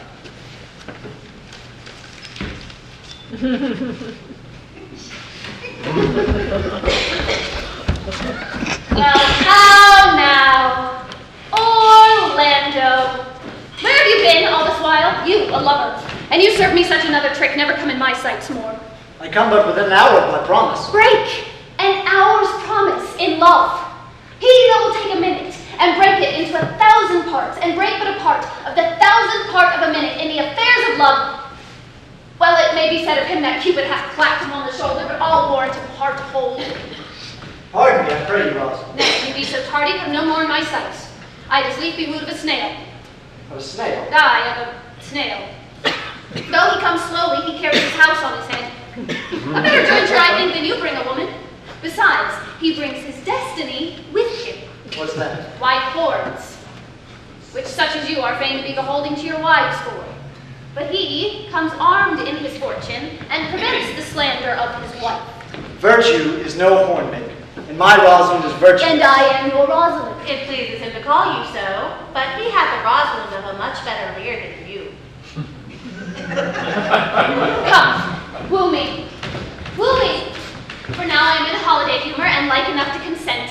What would you say to me now, and I were your very, very Rosalind? I would kiss before I spoke. Oh, nay, you were better speak first. Then, when you were gravelled for lack of matter, you might take occasion to kiss. Very good orators, when they are out, they will spit, and for lovers lacking, God warn us, matter. The cleanliest shift is to kiss. How if the kiss be denied? Well, then she puts you to entreaty, and there begins a new matter. But who could be out, being before his beloved mistress? Marry, that should you, and I were your mistress. Else such a thing my honesty were ranker than my wit. What, of my suit? Not out of your peril, and yet out of your suit. Am not I your Rosalind?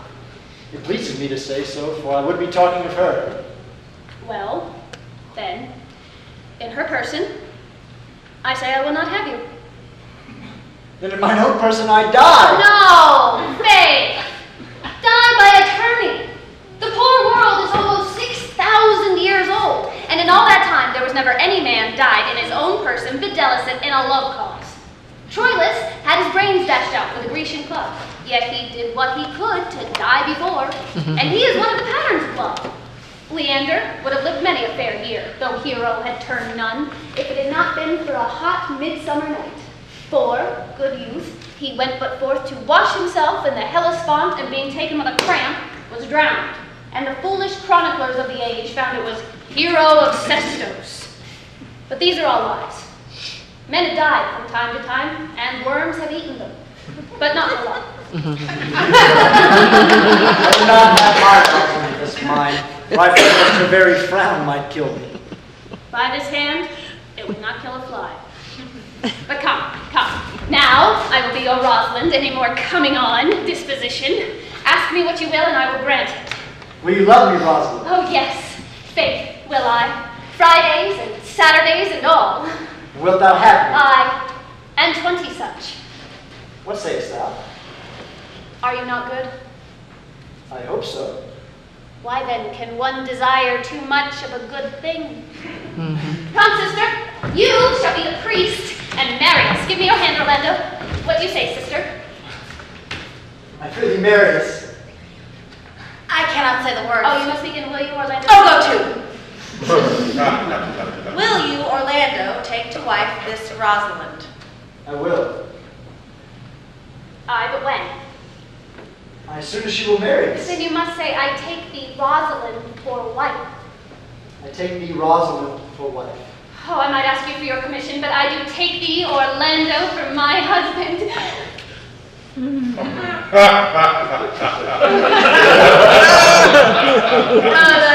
There's a girl goes before the priest, and certainly a woman's thought runs before her actions.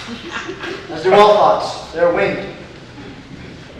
And now tell me how long you will have her after you have possessed her. Forever and a day. Oh no, say a day without the ever. No, Orlando. Men are April when they woo, December when they wed. Maids are May when they are maids, but the sky changes when they are wives. I will be more jealous of thee than a Barbary cock pigeon over his hen. More clamorous than a parrot against rain, more newfangled than an ape, more giddy in my desires than a monkey. I will weep for nothing like Diana in the fountain, and I will do that when thou art disposed to be merry. I will laugh like a hyena now when thou art inclined to sleep. But will my Rosalind do so? By my life, she will do as I do. But she is wise. Now she could not have the wit to do this. The wiser, the waywarder. Make the doors upon a woman's wit and 'twill out at the casement. Stop that and 'twill out at the keyhole. Stop that and 'twill fly with the smoke out at the chimney. A man with such a wife might say wit, whither wilt. Nay, you might keep that check for it, till you meet your wife's wit going to your neighbor's bed. And what wit could wit have to excuse that? Mary, to say she comes to seek you there. You will never take her without her answer unless you take her without her tongue. Oh, that woman that cannot make her own fault her husband's occasion, never let her nurse her child herself, for she will breed it like a fool. My dear Rosalind, I must leave thee just these 2 hours. No, love, I cannot last thee 2 hours. My dear, I must attend the Duke at dinner. I'll be with thee again by 2 o'clock. Aye. Go your ways. Go your ways. I knew what you would prove. My friends told me as much, and I thought no less. Was that flattering tongue of yours that won me? 'Tis but one cast away, and so come death.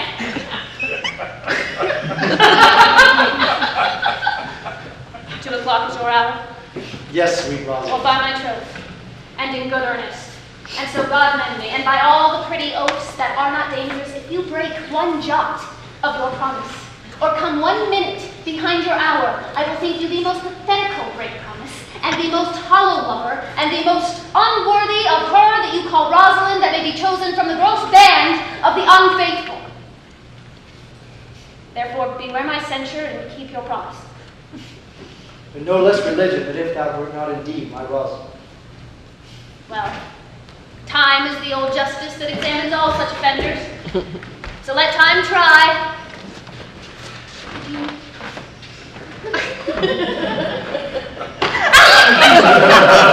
You have simply misused our sex in your love crate.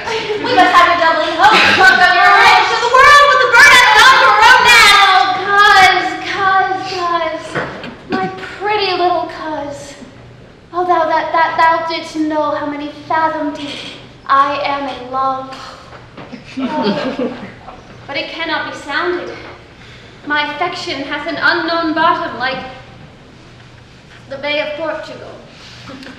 Or rather bottomless. But as fast as you pour affection in, it runs out. No, that same wicked bastard of Venus, that was begot of thought, conceived of spleen, and born of madness, that blind, rascally boy who abuses everyone's eyes because his own are out.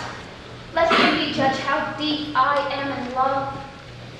Oh, I tell thee, Aliana, I cannot be out of the sight of Orlando. I'll go and find a shadow and sigh till he come. And I'll sleep.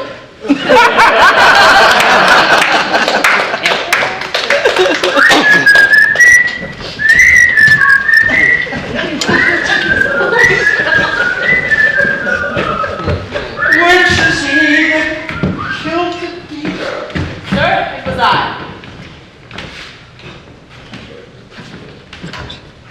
Let's present him to the Duke like a Roman conqueror. And would do well to set the deer's horns upon his head as a branch of victory. Have you no song, Forester, for this purpose? Yes, sir. Sing it. 'Tis no matter how it be in tune, so it make noise enough. What shall he have that killed the deer? His leather skin was to wear, his father's sword to wear the deer. It's yes, for thou wert born, thy father's father wore it, and thy father wore it. The lusty horse is not happy to laugh to scorn. The lusty horse is not happy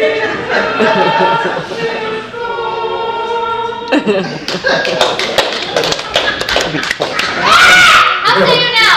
Is it not past 2 o'clock? And here, much Orlando. My word, you with your love and troubled brain, you have taken his bow and arrow and is gone forth to sleep. Oh, look at those here. My errand is to you, fair youth. My gentle Phoebe did bid me give you this. I know not the contents, but as I guess by the stern brow and waspish action that she did use as she was writing of it, it bears an angry tenor. Pardon me, I am but as a guiltless messenger. Well, Patience herself would startle at this letter and play the swaggerer. No, bear this, bear all. She says I am not fair, that I lack manners. She calls me proud, and that she could not love me were man as rare as Phoenix. Odds my life, her love is not the hair that I do hunt. Why write she so to me? Well, Shepherd, well, this is a letter of your own device. No, I protest. Phoebe did write it. Oh, come, you are a fool and thrown into the extremity of love. I saw her hand. She has a leathern hand, a freestone-colored hand. I verily did think her old gloves were on, but 'twas her hands. She has a housewife's hands, but that's no matter. I say she never did invent this letter. This is a man's invention in his hand. Sure, it is hers. Why, 'tis a boisterous and a cruel style. Style for challengers. Why, she defies me, like Turk to Christian. Woman's gentle brain could not draw forth such giant, rude invention. Such Ethiop words, blacker in their effect than in their countenance. Will you hear the letter? So please you, for I never heard it yet heard too much of Phoebe's cruelty. How will she Phoebe's me? Mark how the tyrant writes. Art thou God to shepherd turned, that a maiden's heart hath burned? Can a woman rail thus? Call you this railing? Why thy godhead laid apart, warest thou with a woman's heart? Did you ever hear such railing? Whilst the eye of man did woo me, that could do no vengeance to me, meaning me a beast. If the scorn of your bright eye hath power to raise such love in mine, alack in me, what strange effect would they work in mild aspect? Whilst you chide me, I did love. How then might your prayers move? He that brings this love to thee, little knows this love in me, and by him seal up thy mind, whether that thy youth and crying will the faithful offer take of me and all that I can make. Else by him my love deny, and I'll study how to die. Call you this chiding? Alas, poor shepherd. Do you pity him? No, no, he deserves no pity. Wilt thou love such a woman? What? To make thee an instrument and play false strains upon thee? Not to be endured. Oh. Well, go your ways to her, for I see love hath made thee a tame snake. And say this to her, that if she do love me, I charge her to love thee.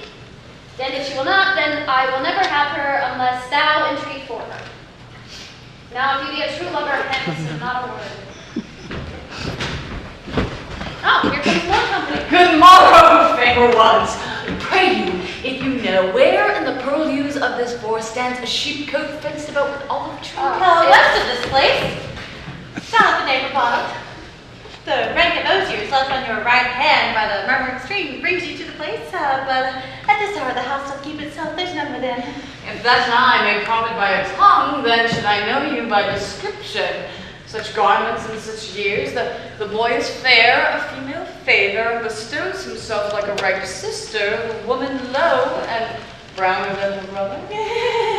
Are not you the owner of the house I inquire for? Oh, it is no boast being asked to say we are.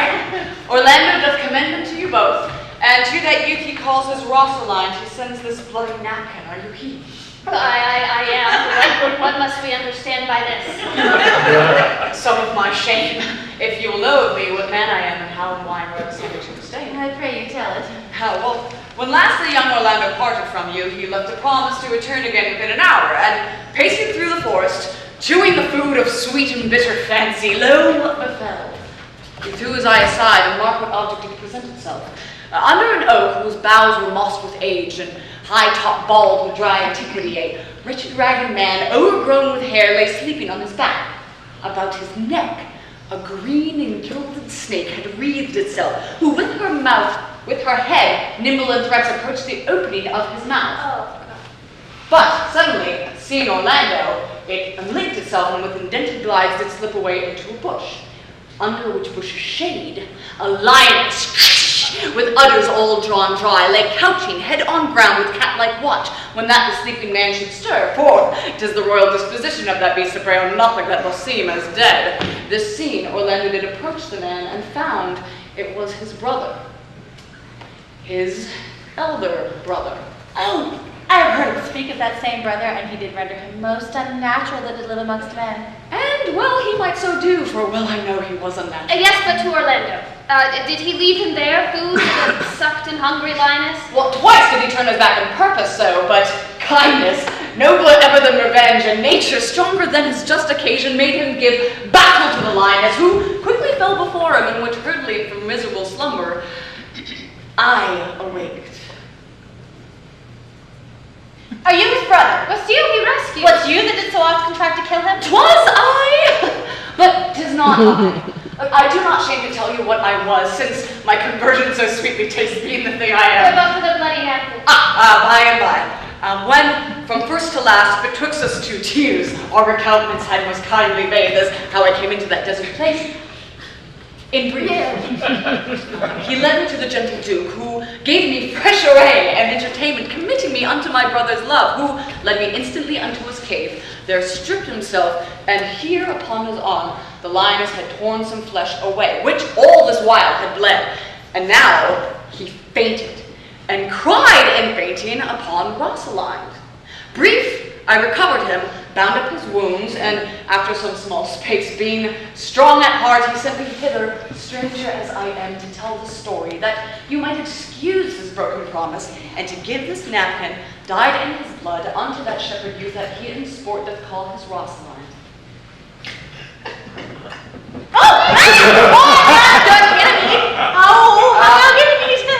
Many will swoon when they do look on blood. Oh, there's more in it than that. Cousin Ganymede. Look, he recovers. Oh, I would I were at home. Oh, Willie, you thither. I pray you, sir, take him by the arm. Be of good cheer, you. You a man? You like a man's heart? I do so, I confess it. Sarah, a body would think this was well counterfeited. I pray you commend my counterfeiting to you. This was not counterfeit. No, there was too great testimony in your complexion that was a passionate earnest. Counterfeit, I assure you. Well then, take a good heart and counterfeit to be a man. So I do. But in faith, I should have been a woman by rights. Come. You grow paler and paler. We'll lead you hither. Good sir, go with us. That will I. For I must bear answer back how you excuse my brother, Rosalind. Well, I will devise something, but I pray you commend my counterfeit. Will you go?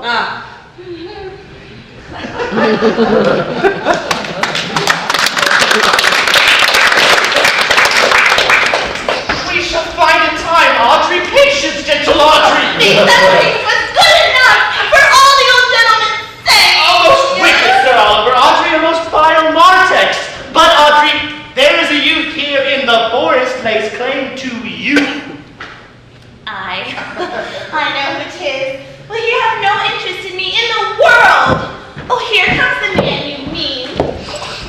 It is meat and drink for me to see a clown. By my troth, we that have good wits and English to answer for. We shall be flattering, we cannot hold. Good evening, Audrey. Good evening, William. Good evening, sir. Good evening, gentle friend. Cover thy nay, prithee, be covered. How old are you, sir? 5 and 20, sir. A ripe age. Is thy name William? William, sir. A fair name. Was born in the forest here. Sir. Thank God. Thank God. A good answer. Art rich? Thanks, sir. So-so. So-so is good. Very good. Very excellent good. And yet it is not. It is but so-so. Art wise? Sir, I have a pretty wit. Oh, thou sayest well. I do now remember a saying, the fool to think he is wise, the wise man knows himself to be a fool. The heathen philosopher, when he had a desire to eat a grape, would open his lips when he put it into his mouth, meaning thereby the grapes were made to eat and lips to open. You do love this meat. Yes, sir. Give me your hand. Art thou learned? No, sir. Then learn this of me. To have is to have, for it is a figure in rhetoric that drink being poured out of cup, by emptying the one doth fill the other.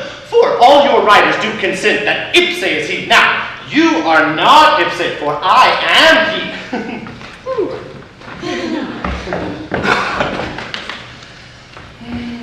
Which he, sir?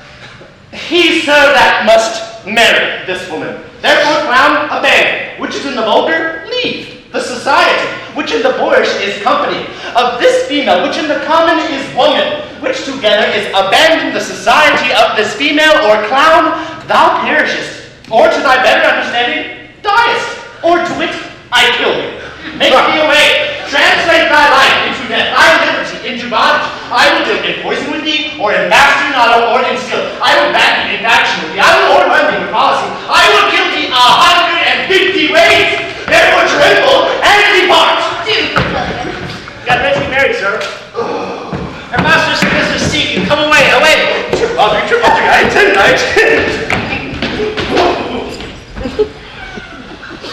Is it possible that on so little acquaintance you should like it?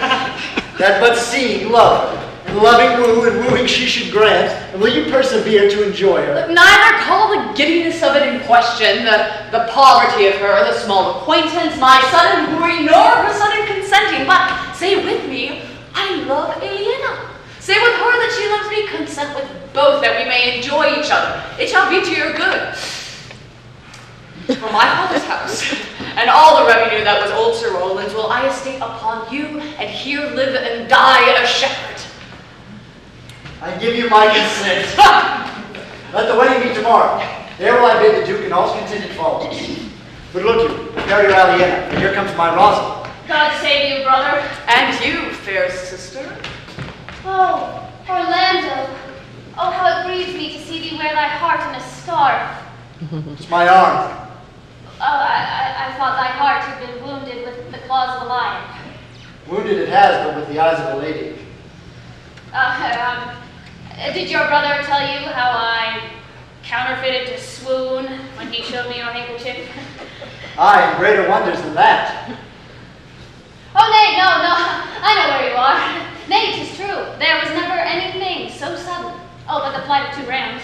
And Caesar's personical brag of I came, saw, and overcame.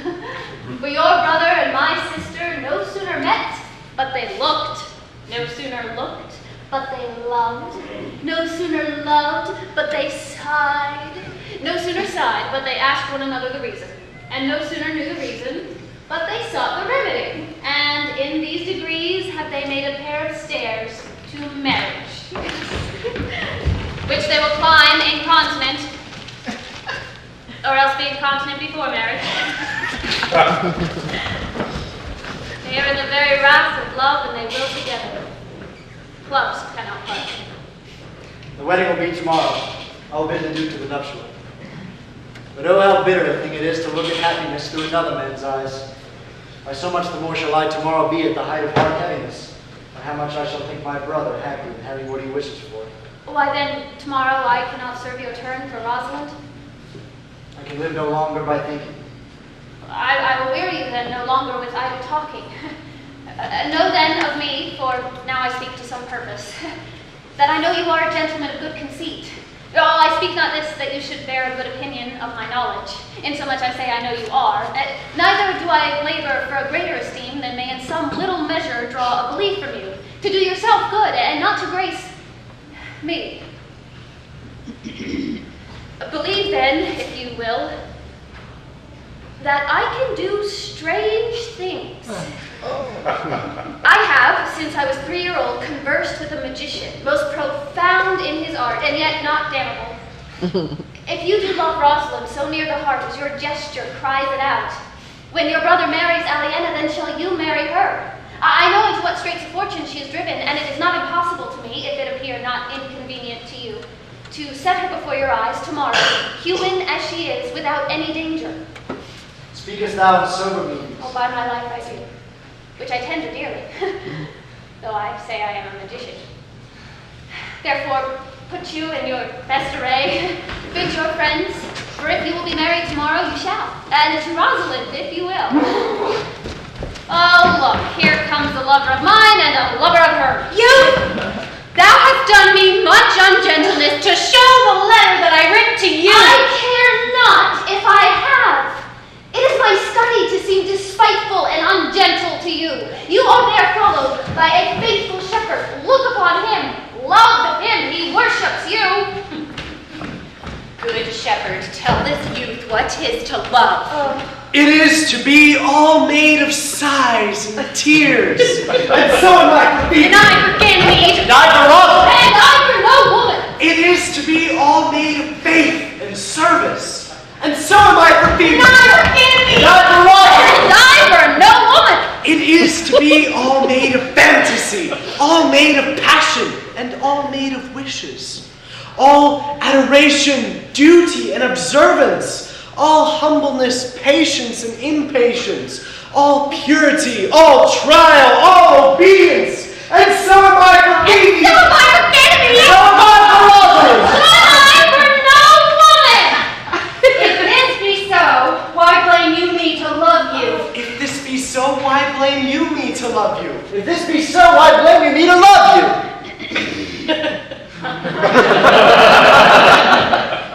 Why do you speak too? Why blame you me to love you? To her that is not here, nor doth not here. Oh, no, I pray you, no more of this. 'Tis like the howling of Irish wolves. I will help you if I can. I would love you if I could. Tomorrow, meet me all together. I will marry you if ever I marry a woman, and I'll be married tomorrow. I will satisfy you if ever I satisfy man, and you'll be married tomorrow. I will content you if what pleases you contents you, and you shall be married tomorrow. As you love Rosalind meet, as you love Phoebe meet, and as I love no woman, I'll meet. Now fare you well. I have left you commands. I'll not fail if I live. Nor I. Nor I. Oh, good.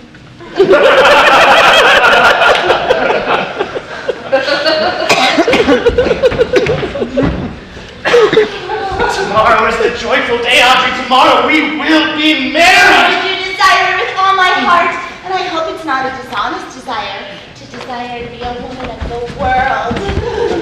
Oh, here are two of the finished Duke's pages.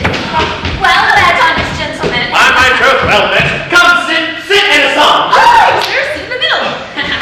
Shall we clap roundly into it without hawking or spitting or saying we are hoarse, which are the only prologues to a bad voice? Both in a tune like two gypsies on a horse. It was a lover and his last win over the hay, now we know. That more than three cornfields did pass in spring, and the only good day time when Thursday's evening we started of the spring. 50 acres of the red hen, one day ago. His pretty country folks were dying, and young pretty time when Thursday's evening we started of the spring. His carol baby and that of the hen, one day ago.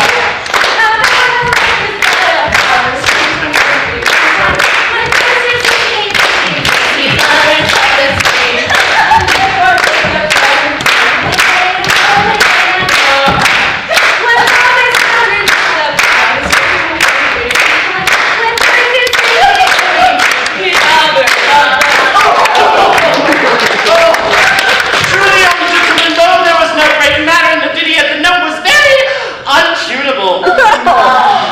You are deceived, sir. We kept our time. We lost not our time. By my troth, yes, I count it but time lost to hear such a foolish song.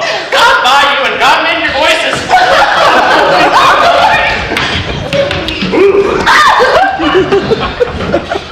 Dost thou believe, Orlando, that the boy can do all this that he hath promised? Sometimes I believe and sometimes do not. As those that fear, they hope, and know they fear. Patience once more, whilst our compact is urged. You say, if I bring in your Rosalind, you'll bestow her on Orlando here. That would I, had I kingdoms to give with her. And you say you'll have her when I bring her. That would I, were I of all kingdoms king.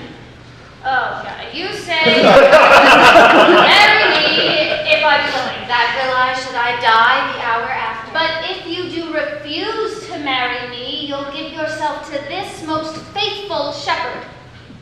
So is the bargain. You say you'll have Phoebe if she will. Though to have her and death were both one thing.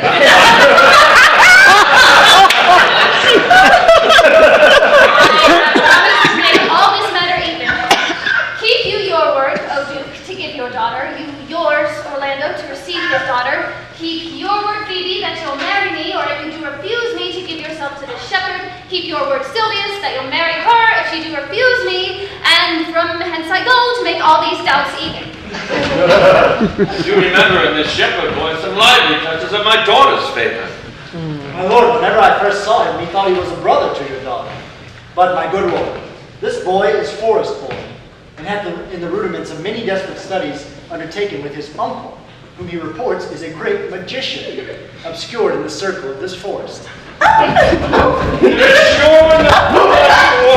and these couples are coming together.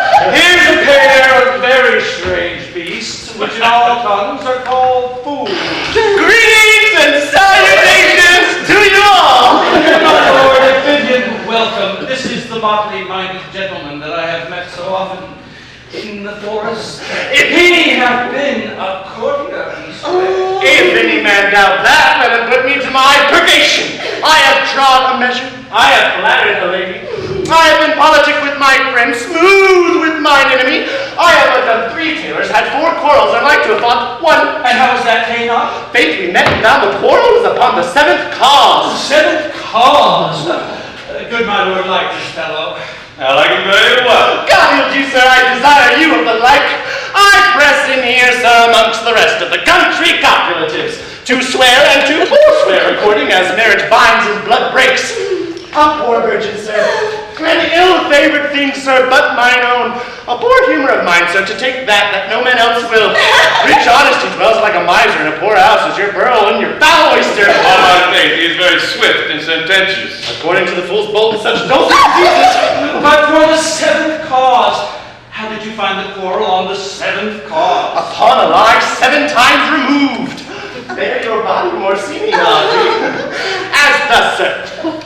I did dislike the cut of a certain courtier's beard. I sent him word if I thought his beard was not well cut, he was in the mind at once. This is called the retort courteous. If again I sent him word his beard was not well cut, he would say he cut it to please himself. This is called the modest. If again his beard was not well cut, he would disable my judgment. This is called the reply churlish. If again his beard was not well cut, he would answer, I speak not true. This is called the reproof valiant. If again his beard was not well cut, he would say, I lie. This is called the counter-check quarrelsome. And so on to the lie circumstantial and the lie direct. And how oft did you say his beard was not well cut? I durst go no further than the lie circumstantial, nor he durst not give me the lie direct. And so we measured swords and parted. Can you nominate in order now the degrees of the lie? Oh, sir, we quarrel in print by book, as you have books for good manners. I'll name you the degrees. First is the retort courteous, second the modest, third the reply churlish, fourth the reproof valiant, fifth the counter-check quarrelsome, sixth the lie with circumstance, and seventh the lie direct. All these you may avoid, but the lie direct. And you may avoid that too with an if. I knew when 7 justices could not take up a quarrel, but when all the parties were met together, one of them thought of an if as, if you said so, then I said so. And so they shook hands and swore brothers. Your if is the only peacemaker. Much virtue in if. It's not a rare fellow, my lord. He's as good at anything and yet a fool. He uses his body like a stalking horse, and under the presentation of that, he shoots his wit.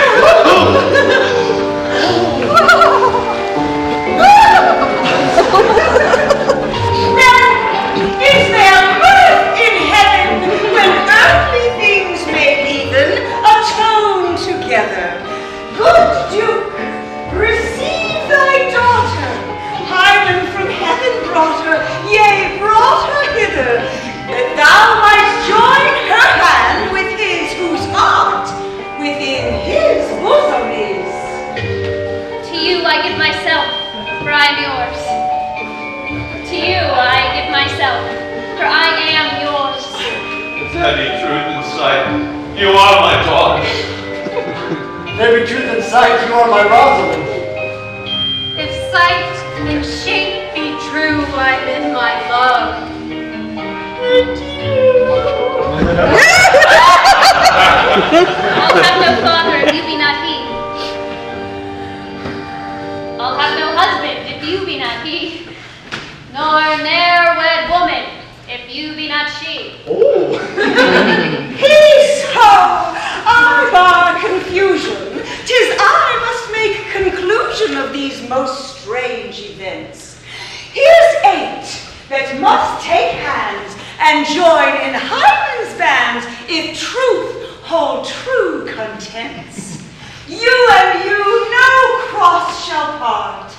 You and you are heart in heart. You to his love must accord, or have a woman to your lord. You and you are sure together as the winter to foul weather. Whilst a wedlock hymn we sing, feed yourselves with questioning that reason, wonder may diminish. How thus we met, and these things finish.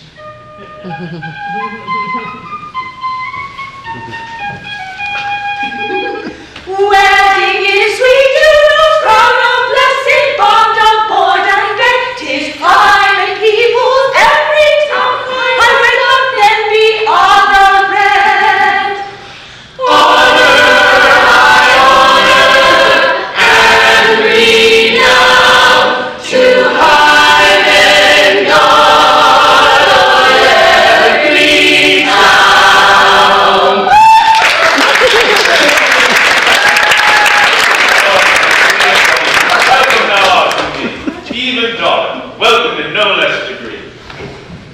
will not eat my word. Now thou art mine. Thy faith my fancy to thee doth combine. Let me have audience for a word or two. I am the second son of old Sir Rowland that bring these tidings to this fair assembly. Duke Frederick, hearing how that every day men of great worth resorted to this forest, addressed a mighty power, which were on foot, in his own conduct, purposely to take his brother here and put him to the sword. And to the skirts of this wild wood he came, where, meeting with an old religious man, and after some question with him, was converted, both from his enterprise and from the world. His crown bequeathing to his banished brother, and all their lands restored to them again that were with him exiled. This to be true, I do engage my life. Welcome, young man. Thou offerest fairly to thy brother's wedding. To one his lands withheld, and to the other a land itself at large, a potent dukedom. First, in this forest, let us do those ends that here were well begun and well begotten, and after, every of this happy number that have endured true days and nights with us shall share the good of our eternal fortune, according to the measure of their states. Meantime, forget this new fallen dignity, and fall into our rustic revelry! Hey, music, in bride and bridegroom's hall, with measure heaped in joy, to the measure full. Sir, by your patience, if I heard you rightly, the Duke hath put on a religious life and thrown into neglect the pompous court? He hath. To him will I. Out of these convertites there is much matter to be heard and learned. You to your honor I bequeath, your patience and your virtue well deserved it. You to a love that your true faith and merit, you to your land in love and great allies, you to a long and well-deserved bed, and you to wrangling, for thy loving journey is but for 2 months victualled. So to your pleasures, I am for other than for dancing measures. Stay, stay. To see no pastime I, what you would have, I'll stay to know at your abandoned cape. Proceed. We will begin these rites as we do trust their end in true delight.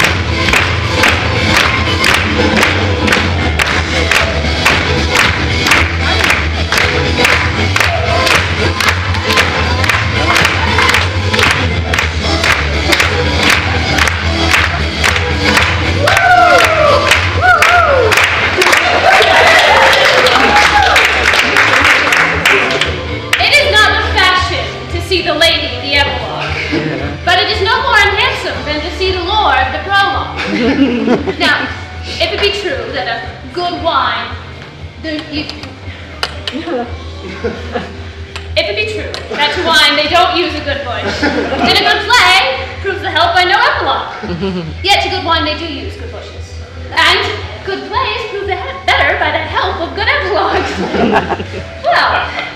Well, what a case am I in then? That am neither a good epilogue, nor cannot insinuate with you on the behalf of a good play. I am not furnished like a beggar, therefore to beg will not become me. My way is to conjure you, and I'll begin with the women. I charge you, oh woman, for the love you bear to men, like as much of this play as I do. I charge you, oh man, for the love you bear to woman. As I perceive by your simpering, none of you hates them. Now between you and the women, the play may please. Well, if I were a woman, I would kiss as many of you as had beards that liked me, complexions that pleased me, and breaths that I defied not. And I'm sure as many as have good faces, or good beards, or sweet breaths, will for my kind offer, when I make curtsy, bid me farewell.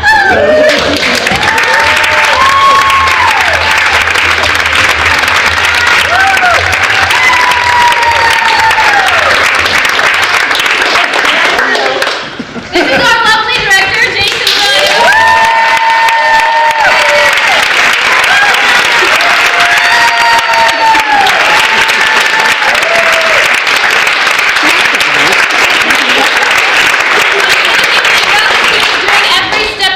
With us in the hall. I got it down here. Are you kidding? We just wanted to say thank you and make you stand on the center of the stage. Thank you very much.